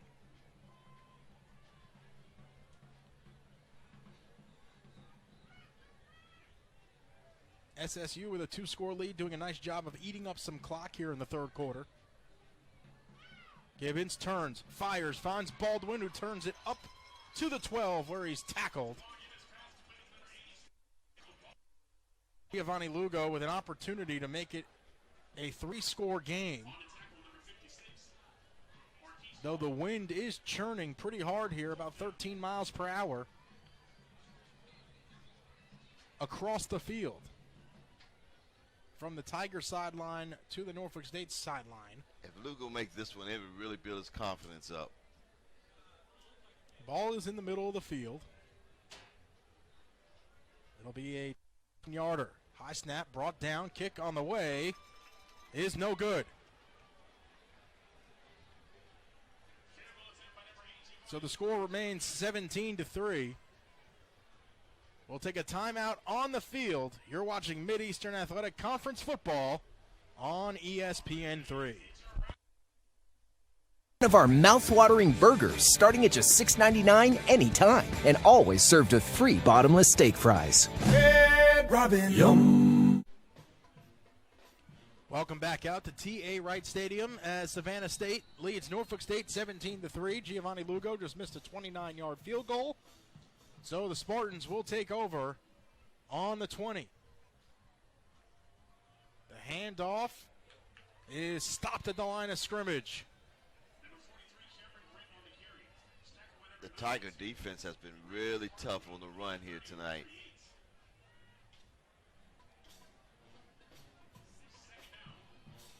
So far today, the Spartans held to just 80 yards on the ground on 17 carries. Carter this time dumps it off.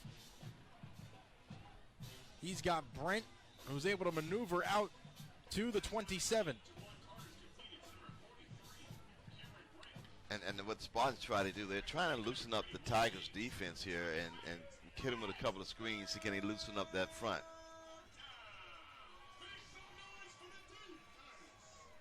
NSU working quickly. We'll now get a new play call from the sideline. 3rd and 3.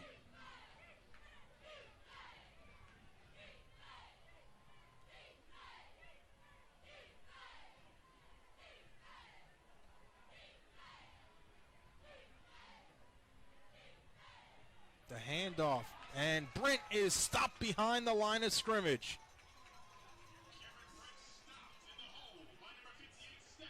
Stephen Banks and Aaron Robinson combined on the tackle. Those two defensive ends do a phenomenal job with contain. Yes, they do. They're very tough and quick and hard hitters. Gaudi is on for the punt. Baldwin back deep. High snap brought down. Beautiful kick fielded by Baldwin at the 29. Evades the first tackle. Up the field he goes. And he's tripped at the 45. I don't know how he was able to manage any yardage on that return. Really, I thought they had him back there, but he was able to wiggle his way out of there. I think Anthony Williams thought he had him too. We'll take a timeout on the field. You're watching MEAC Football on ESPN3.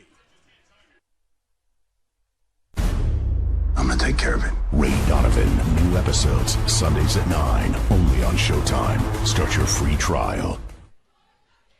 Welcome back out to T.A. Wright Stadium. Savannah State on top of Norfolk State, 17-3 with 3:55 to go in the third. The pitch to Saxton.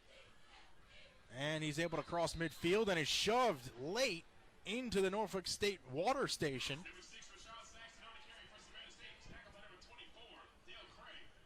No flag on the play. It's been a relatively clean game.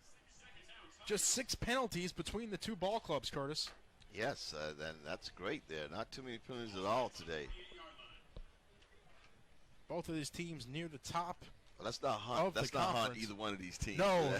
Both of these teams, though, near the top of the conference with fewest penalties called against them per game. Both in the top 4. As that handoff is stopped almost immediately, Deshaun Middleton, the nose tackle, and Kayron Speller, the end, able to combine on the stop.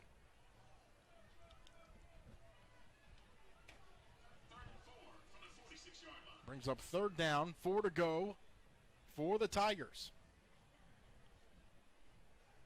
So far today, SSU 2 of 8 on third down.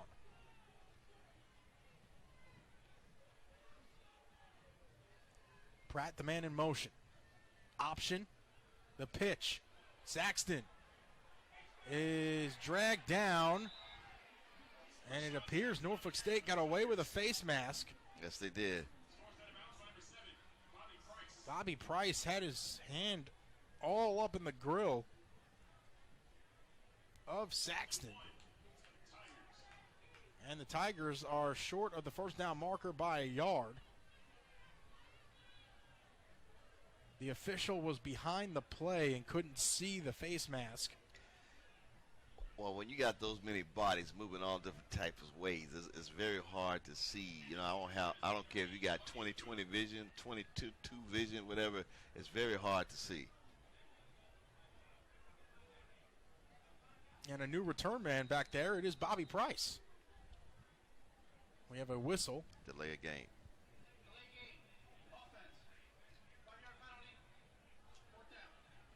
So that'll back the Tigers up 5.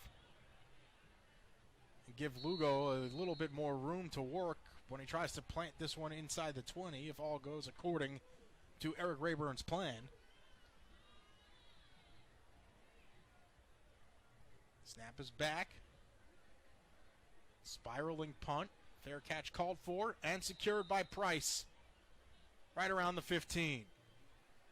So it'll be 1st and 10 for Norfolk State from the 15. With 1:51 to go in the third quarter. Curtis, this Savannah State defense has been absolutely phenomenal today. Just 130 yards allowed to Norfolk State. Yes, they have been. And, you know, we all talked about this Tiger defense, by how awesome they were and the things that they do. It's very well coached defense. You got to give the defense corner a great job as getting this defense ready to play. Also, the coach that does DBs, safeties, and linebackers. Sean Quinn, the new defensive coordinator. As that play broken up.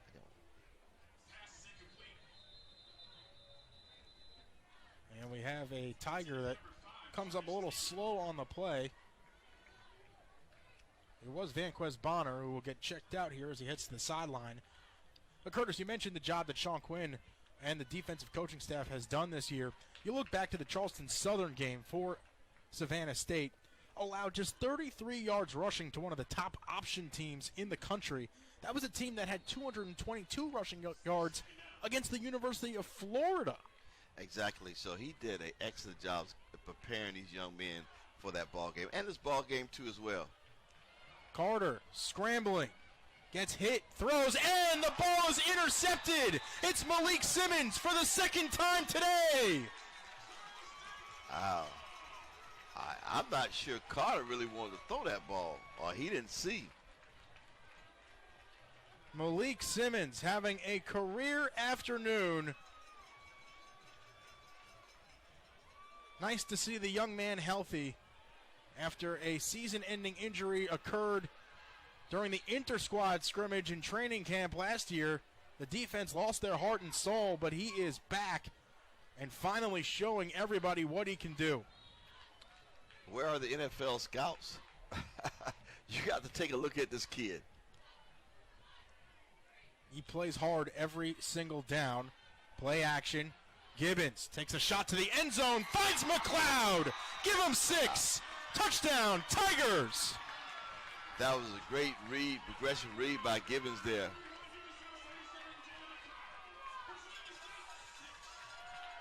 (23-3) with 1:30 to go in the third, and SSU is in control.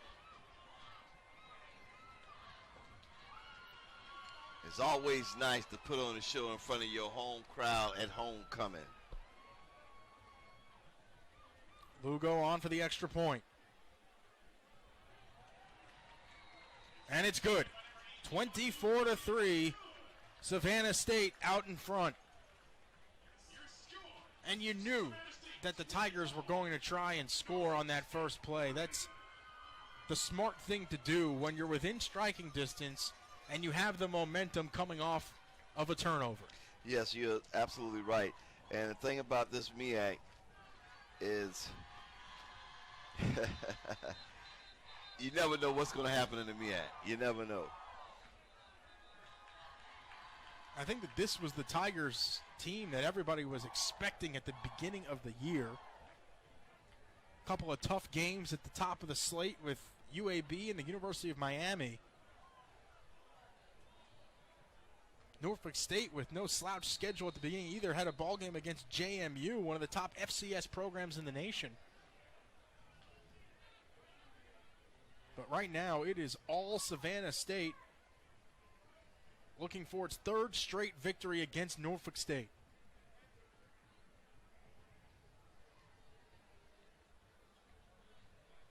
Taylor from the 5. With some space. And is dragged down at the 26. And a couple of Tigers collided.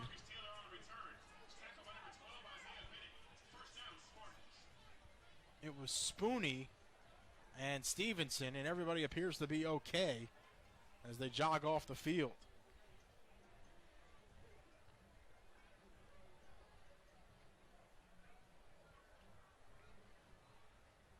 Spartans trying to find some signs of life here before the end of the third quarter, and they'll make a quarterback change.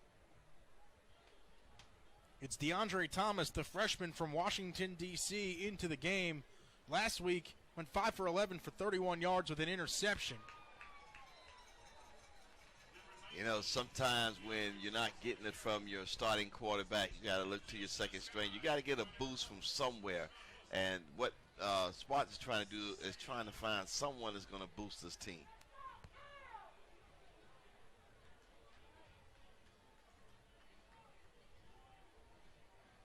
Second and 6.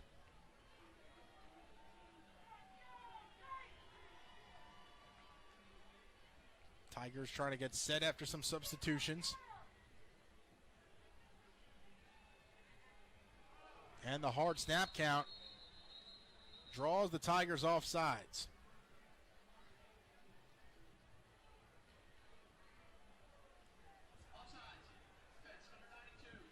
Brandon Carswell fell victim to Thomas's new snap count.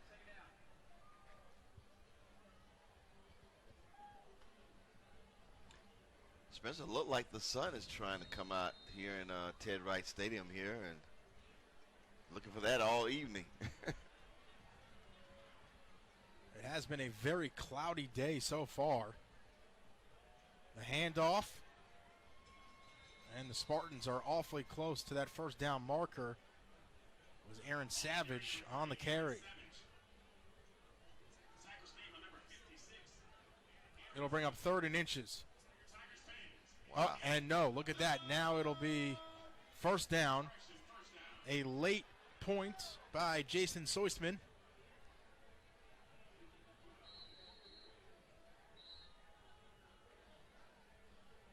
The chains weren't set yet. Now they are. And play can resume on the other side of this timeout. At the end of 3 quarters of play, Savannah State leads Norfolk State 24-3. We'll be back after this. You're watching MEAC Football on ESPN 3.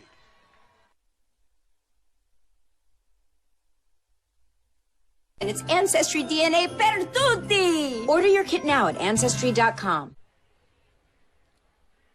Welcome back to T.A. Wright Stadium, where Savannah State leads Norfolk State 24-3 as we get set for the 4th quarter of action.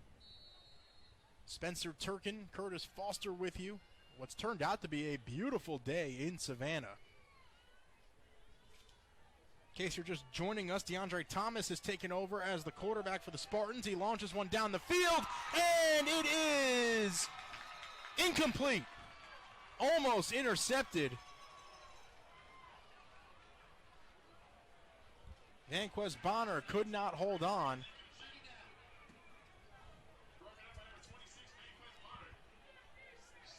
Nice job on the coverage by the senior out of LaGrange, Georgia. DeAndre Thomas showing off the cannon. Well, he had a cannon, and I think Norfolk is trying to find whatever way they can to try to get back to this ball game.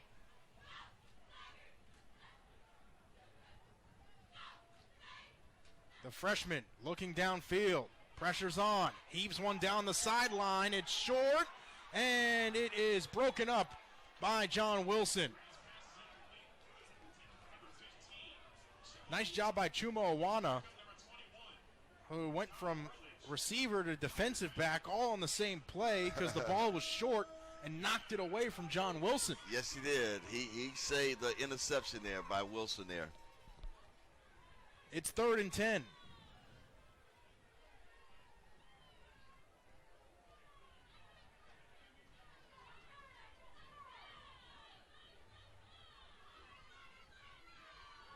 Thomas will get the new play from the sideline. This is his 4th game out of 7 for the Spartans. So he has some game action. If he wants to keep his red shirt, this will be the last time he plays this season. And we have a delay of game penalty thrown against the Spartans, so it'll be 3rd and 15 now. Definitely not an ideal situation for the freshman. Not at all. It's a big task for the freshman here, you know, and who knows, he may come up with it. You never know. Now, the new redshirt rule has been very interesting to watch that unfold and play out. Coaches can allow their players to play in up to 4 games. Thomas on the run, throws, and leads his receiver a little too far. The ball will fall incomplete, and it'll put a 4 in the box. That you have freshmen who are able to get valuable game experience without burning a year of eligibility. And if you're Latrell Scott, you have a decision to make with your freshman quarterback now. Well, you know, the thing about it is you got to be thankful that you have that opportunity now, you know, to give him a little bit of game experience, like you said, to prepare him for the upcoming year. And also going back, the Tigers defense played an awesome job, you know, coverage, pass coverage there. Gaudy gets it away. Fair catch called for and secured by Baldwin. Yeah, Baldwin just held his hand up and said, wow. We'll take a timeout on the field. You're watching MEAC Football on ESPN3.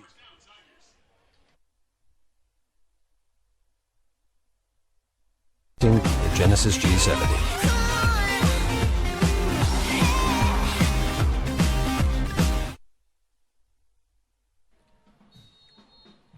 Back at T.A. Wright Stadium, Savannah State leading Norfolk State 24-3. Gibbons, the keeper, able to gain a couple. Devon Gibbons has settled in nicely since those two early fumbles on the first three drives of the ball game. And since then, he really has looked like the starting quarterback of the Savannah State Tigers. Yes, it has, and you can see a lot of maturity has set in. The play clock is out on the field, and now it will be kept by the officials. Oh, that's not good. That's not good at all. Nothing new, athletic director Opio Mashariki can't fix.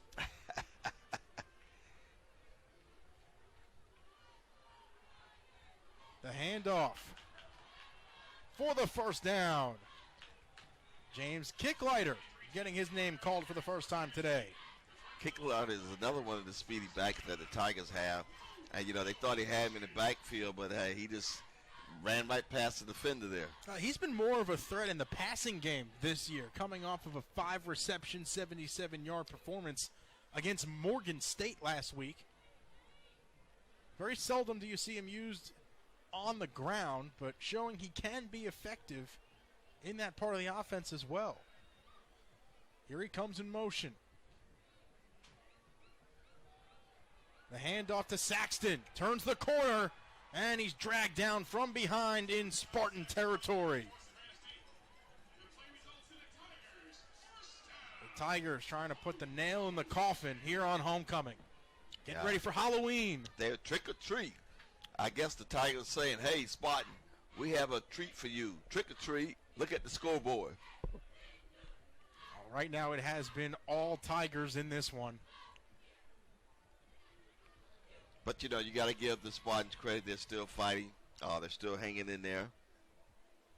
No, they've definitely not waved the white flag if Yes. they were dressed up like pirates for Halloween. Yes.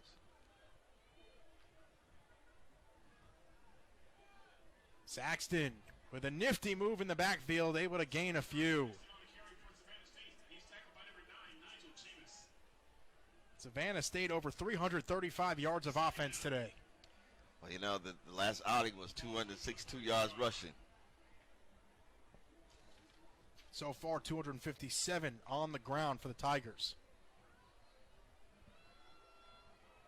And SSU doing a nice job eating up this clock. Approaching 27 minutes of possession time.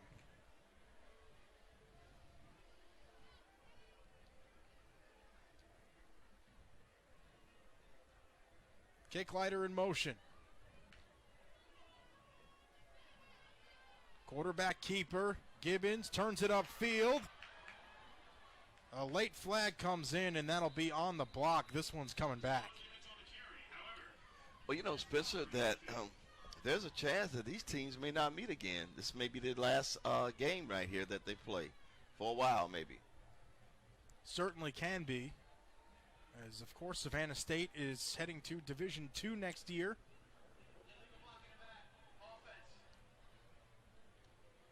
And that penalty, an illegal block in the back on Travion Pratt. So that'll erase the run in the first down and put the ball beyond the sticks.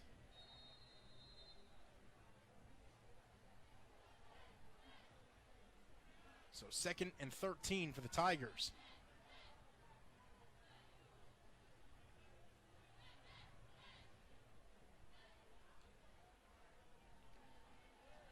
Gibbons calls his own number. Gets a block across the 40 and is taken down a yard shy of that first down marker. All the Tigers are doing right now is, hey, let's just burn some clock right here. And let's try to get out of this ball game. I'm quite sure what the coaching staff is telling the Tigers team here. Well, now the sun is shining so bright that the Tiger players are having a hard time seeing the signals being given for the play call on the sideline.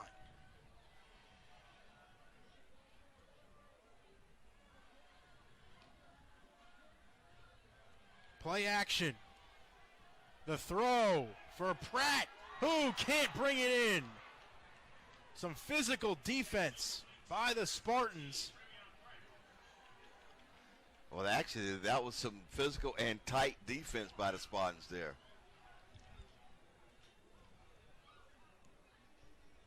It was Aaron Chandler who was all over Travion Pratt, and it'll bring up 4th down, and the punt unit will head out onto the field. So the Tigers will try and pin the Spartans deep. Bobby Price will head back to try and return this one. And just to mention, Aaron Chandler's a 5'9" guy. Snap is off with 1 on the play clock. The short punt will take a roll around the 18 and is downed. That was very close. Timeout coming in. Donald Rutledge was able to down it, and we'll take a timeout on the field. You're watching MEAC Football on ESPN3. You're in the one you already have. Today is your day to make the most out of work. Take on today with AARP. Savannah State leads Norfolk State 24-3 with 10:18 to go here in the 4th quarter at T.A. Wright Stadium. Jawan Carter back in as the quarterback. He'll dump it off to Brent, who is brought down at the 26.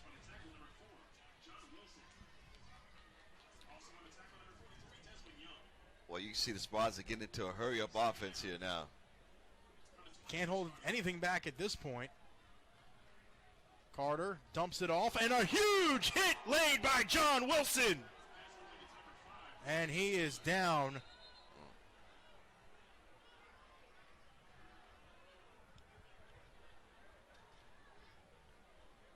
And the medical staff right out to see John Wilson.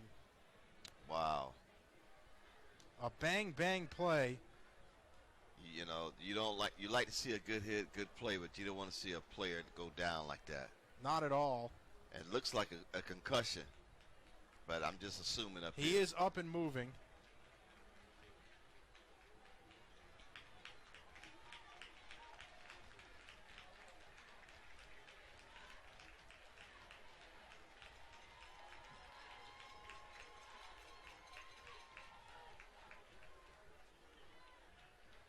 John Wilson will be tended to by the medical staff for Savannah State. What a hit by the senior from Douglasville, Georgia. My goodness, he came in there, shot out of a cannon. Yes, he did.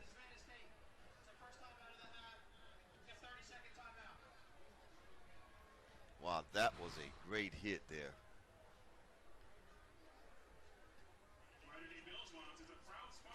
Marcus Taylor was the one who caught it, and he got lit up.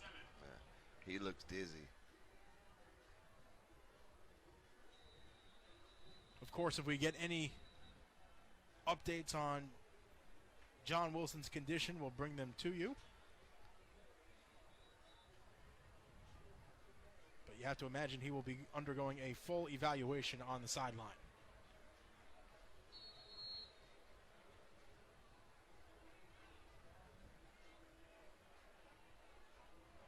Third and 1.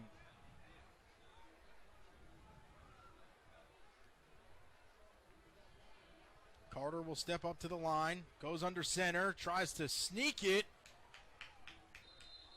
and the officials will give him the spot.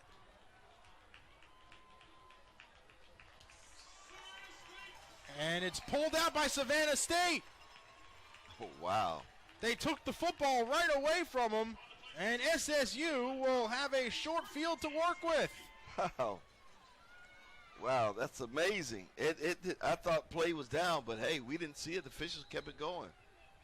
The official on the far side of the field originally gave the first down to Norfolk State, had spotted the football, and the referee, Jason Soisman, came right in there and overruled him. So Devon Gibbons will line up as the quarterback. Keeps it. Spins. He's to the 20 and is shoved out of bounds and thrown on the track. Took a tumble. Yeah, appears to be okay. He was showing a little bit of gymnastics that he had.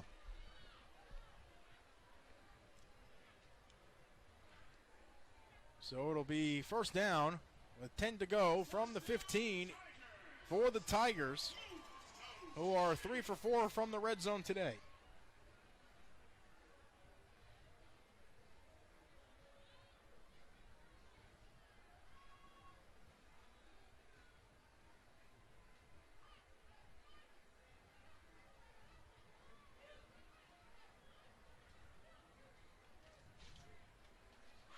McLeod churning his feet.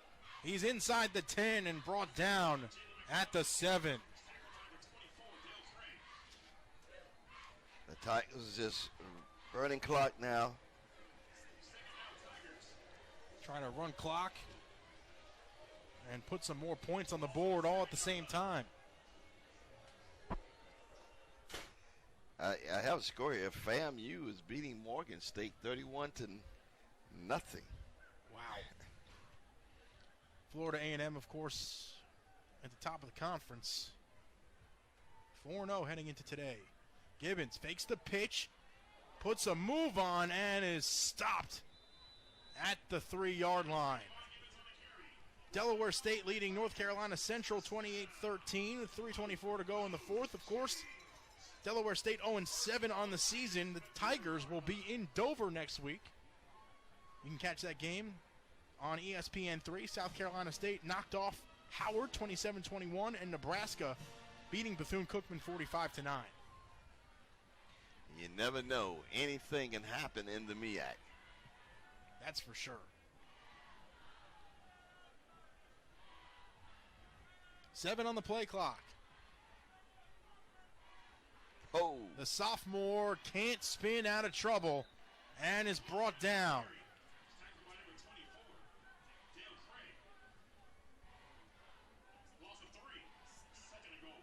Second and goal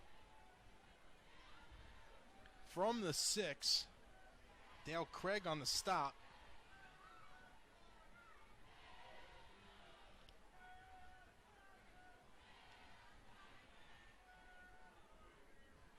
Gibbons a little slow there after he got his legs tangled up. Empty set. Throws over the middle. And a flag comes out.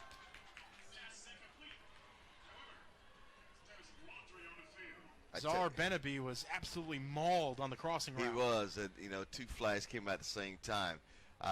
If the Tigers score right here, that can pretty much, you can say goodbye. That would just about do it. That is a pass interference call.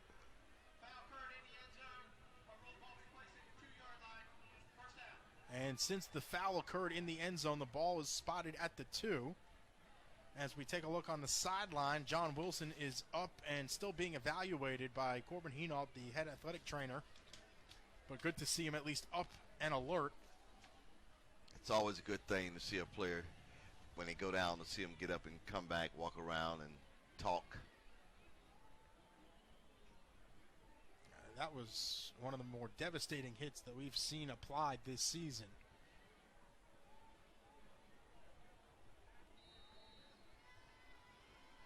It'll be first and goal from the 2 for the Tigers. McLeod is the single back. And he's into the end zone. Give him 6. Touchdown, Tigers. The Tigers are playing a very, very good game today, and they're showing out for the homecoming crowd. The crowd is still here, and I think they're excited to see the Tigers be successful and scoring these many points that they have done today. McLeod's second touchdown of the afternoon. Williams to hold, Lugo to kick. Snap is mishandled. Williams on the run. He'll throw the ball in towards the end zone, and it is caught!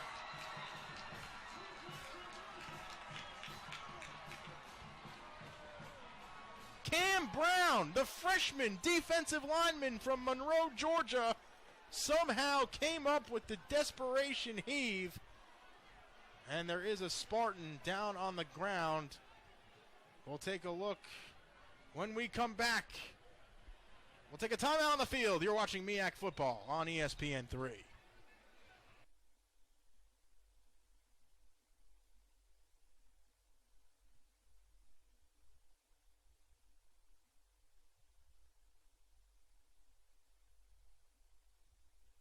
Tools for the world's hardest workers.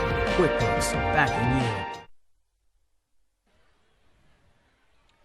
Welcome back out to T.A. Wright Stadium. Savannah State on top of Norfolk State, 32-3 with 6:38 to play in the fourth quarter. The injured Spartan, when we went to timeout, was Kayron Speller. He walked off under his own power and appears to be okay. Well, we talked about it. When things are going your way, they're going your way, and definitely going the Tigers' way here today. The short kickoff fielded by the Spartans and taken to the 34. It was Stuart Anderson Jr., the redshirt freshman wide receiver, who handled that kickoff.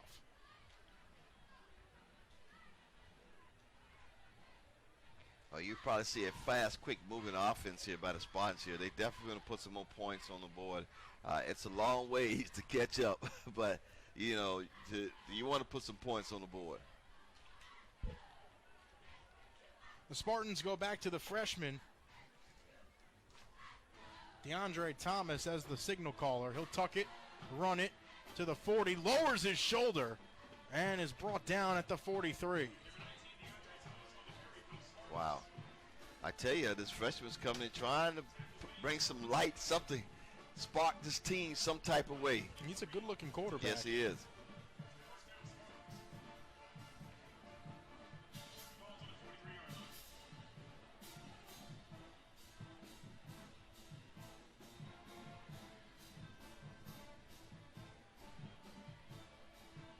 The freshman to the air.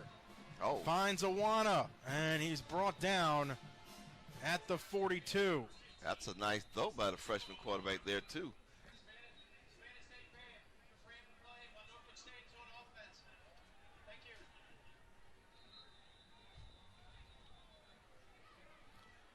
So a band warning as there's an injured Tiger out on the field.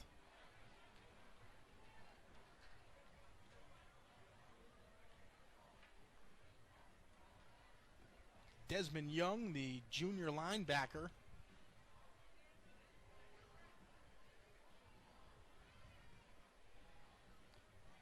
Well, Curtis, you take a look at the way today's game has gone, and it has been all Tigers this afternoon. This defense has been phenomenal, allowing just 171 yards of total offense to Norfolk State. 75 of those through the air. You say this defense has been phenomenal, but guess what they have been like? A bunch of hungry Tigers. That's what they have been like. A bunch of hungry Tigers today that hungry, they wanted this game, they wanted this win, and they wanted to play hard. They had a point they wanted to prove to the alumni that are in the stands here today, and I think they did a great job of showing them that how well and how disciplined this defense played today. Well, other than the James Madison game, in which Norfolk State only played one quarter before Lightning washed away the rest of the ball game, Norfolk State has not been held under 171 yards of passing. Today, just 75.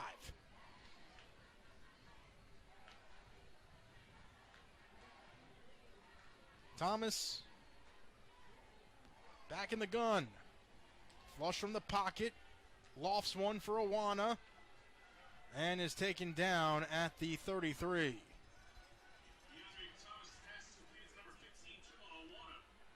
It will be short of the first down marker, and it'll put a 2 in the box.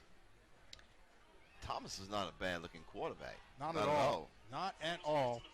The freshman out of Fort Union from Washington, D.C. Spartans keep it on the ground this time. And Hewlett will angle himself out of bounds to stop the clock after gaining the first down.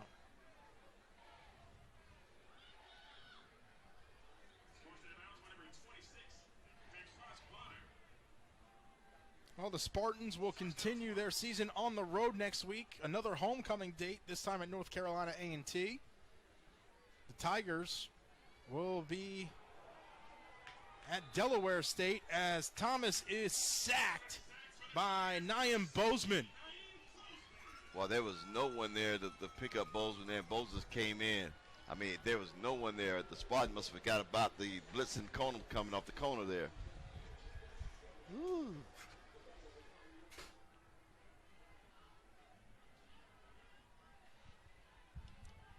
Thomas drops back, rushes on, throws it, and it'll go through the hands of his receiver. Incomplete. It was the tight end Anthony Williams who tried to bring it in. It's now 3rd down, 15 to go. Thomas will send trips to the wide side of the field. Drops back, dumps it off to Hewlett, gets a block, ball comes loose! And Norfolk State will come up with the football. A nice hit, though, to jar that thing loose. Wes Jones, the center, was the one who found it. And it'll bring up 4th down.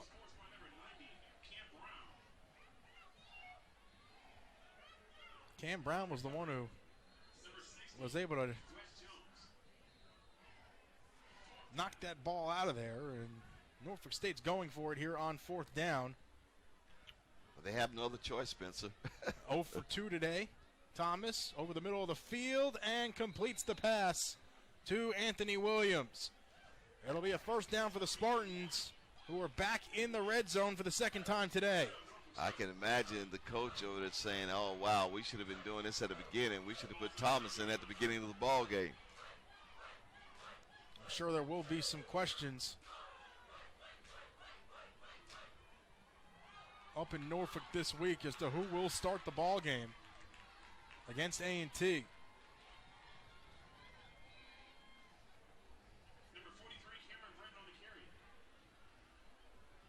It has been a dominating performance for the Tigers defense today.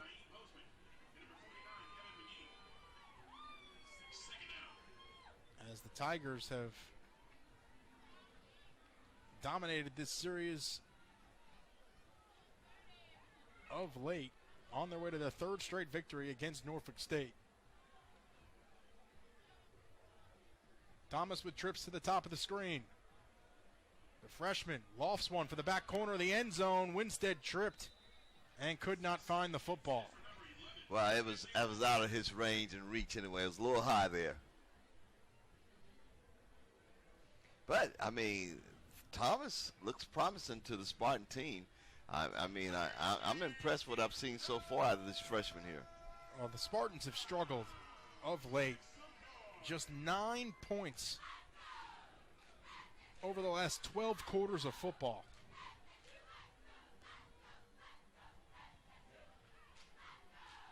The freshman rolls out, eyes down the field, tucks it, takes a hit, and is thrown out of bounds shy of the goal line. It'll bring up 4th and goal.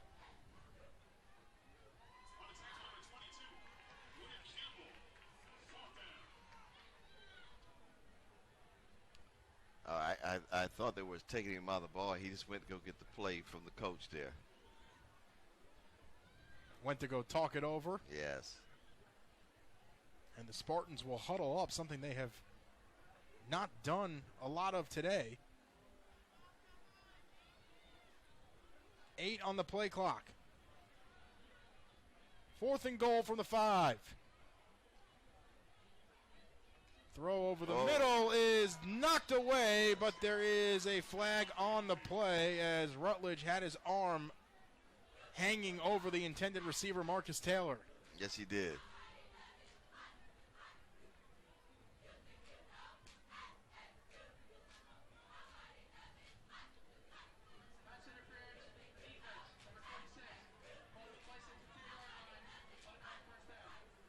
Well, they called out Vanquez Bonner, but I'm pretty sure it was Donald Rutledge who was actually on the coverage. Yeah, it was Rutledge, but, that's the official. We can't question the official. So it'll make it 1st and goal with the ball spotted at the 3. The handoff is stopped behind the line of scrimmage. It'll be a loss of 1 for Aaron Savage. And now we have an injured Tiger on the field.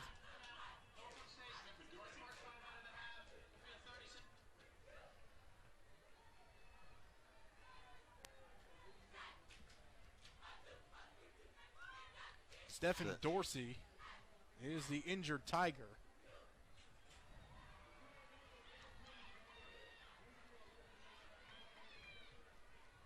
And his helmet came off pretty quickly, so he was in some pain.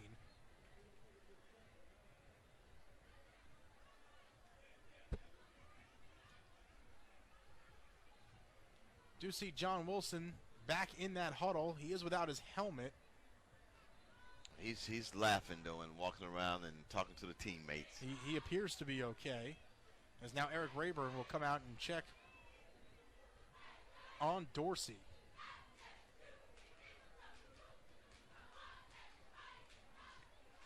I mean, you just hate to see any type of player, in this situation.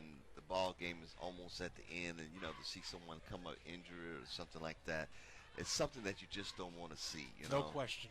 No question. With 1:25 remaining, SSU has this one in the bag, 32-3.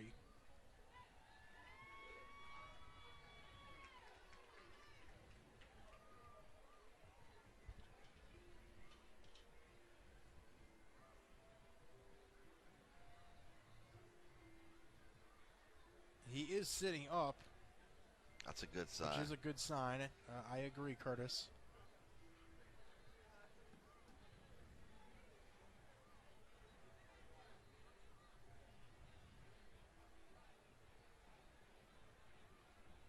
Curtis, how about we take a look at DeAndre Thomas, who's come in relief of Juwan Carter. 4 of 9 through the air, 49 yards. He was sacked 1 time. Also has 4 carries for 11 yards. He has looked pretty good in his time in relief and has a chance to put some points on the board here, facing 2nd and goal from the 4 as Dorsey comes off the field and he will be led to the locker room. So his day is done.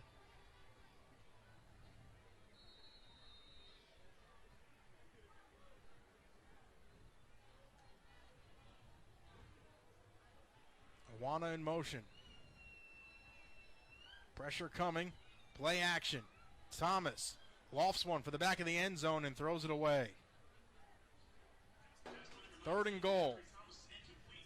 He was trying to throw to that tight end. He was having a time getting up out of there. The Tigers did a good job because you can press for about 5 yards, so the Tigers did a good job on that.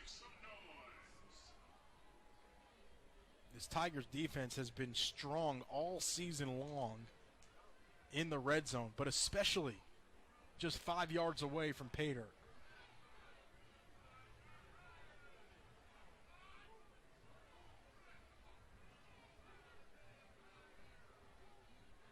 Six on the play clock. Play action.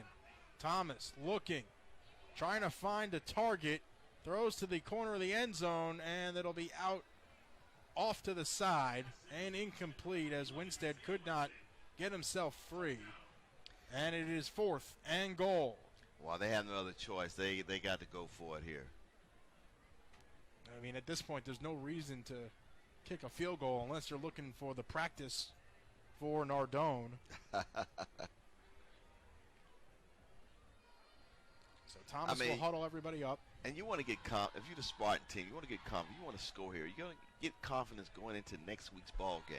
They have a tough one at North Carolina A&T.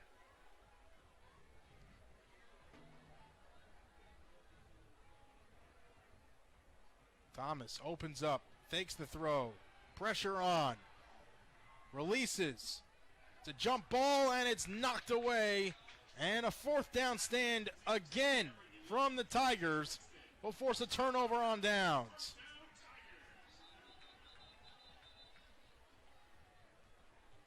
.102 remaining in the 4th quarter, and the Tigers up 32-3. Both teams with 2 timeouts remaining. We'll have to see if Latrell Scott will force the Tigers to call some plays or if SSU can just take a knee and finish this one off. Well, they probably can just, they can take a couple of, matter of fact, they score 1 first down. They're ball game's over. Well, the Tigers take a knee. Trying to take a knee.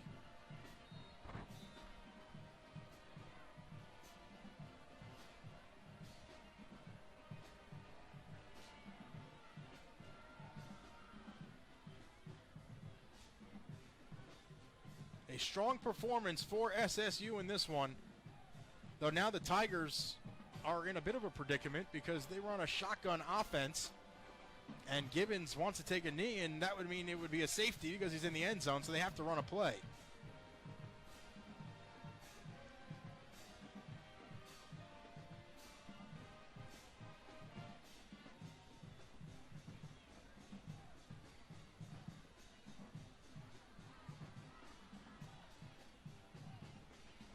Gibbons steps over the goal line and will take the knee. And that will do it. The final score in this one, 32-3. Savannah State notches its first conference victory of the season.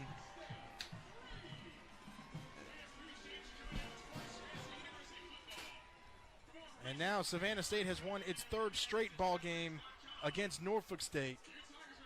A huge win for the Tigers as they try and finish 2018 out in similar fashion to the way that they closed out 2017. Well, it's been a great day for the Tigers, and it's going to be a great homecoming the rest of the evening for the Tigers. It's always good to go to the tailgate with a victory, on the football field. So, for producer William Martin, analyst Curtis Foster, and the rest of our fantastic broadcast crew, I'm Spencer Turkin, saying so long from Savannah, Georgia, where the final score is Savannah State 32, Norfolk State 3. All games airing on the ESPN networks are streaming live and archived on the ESPN app. This has been a presentation of ESPN.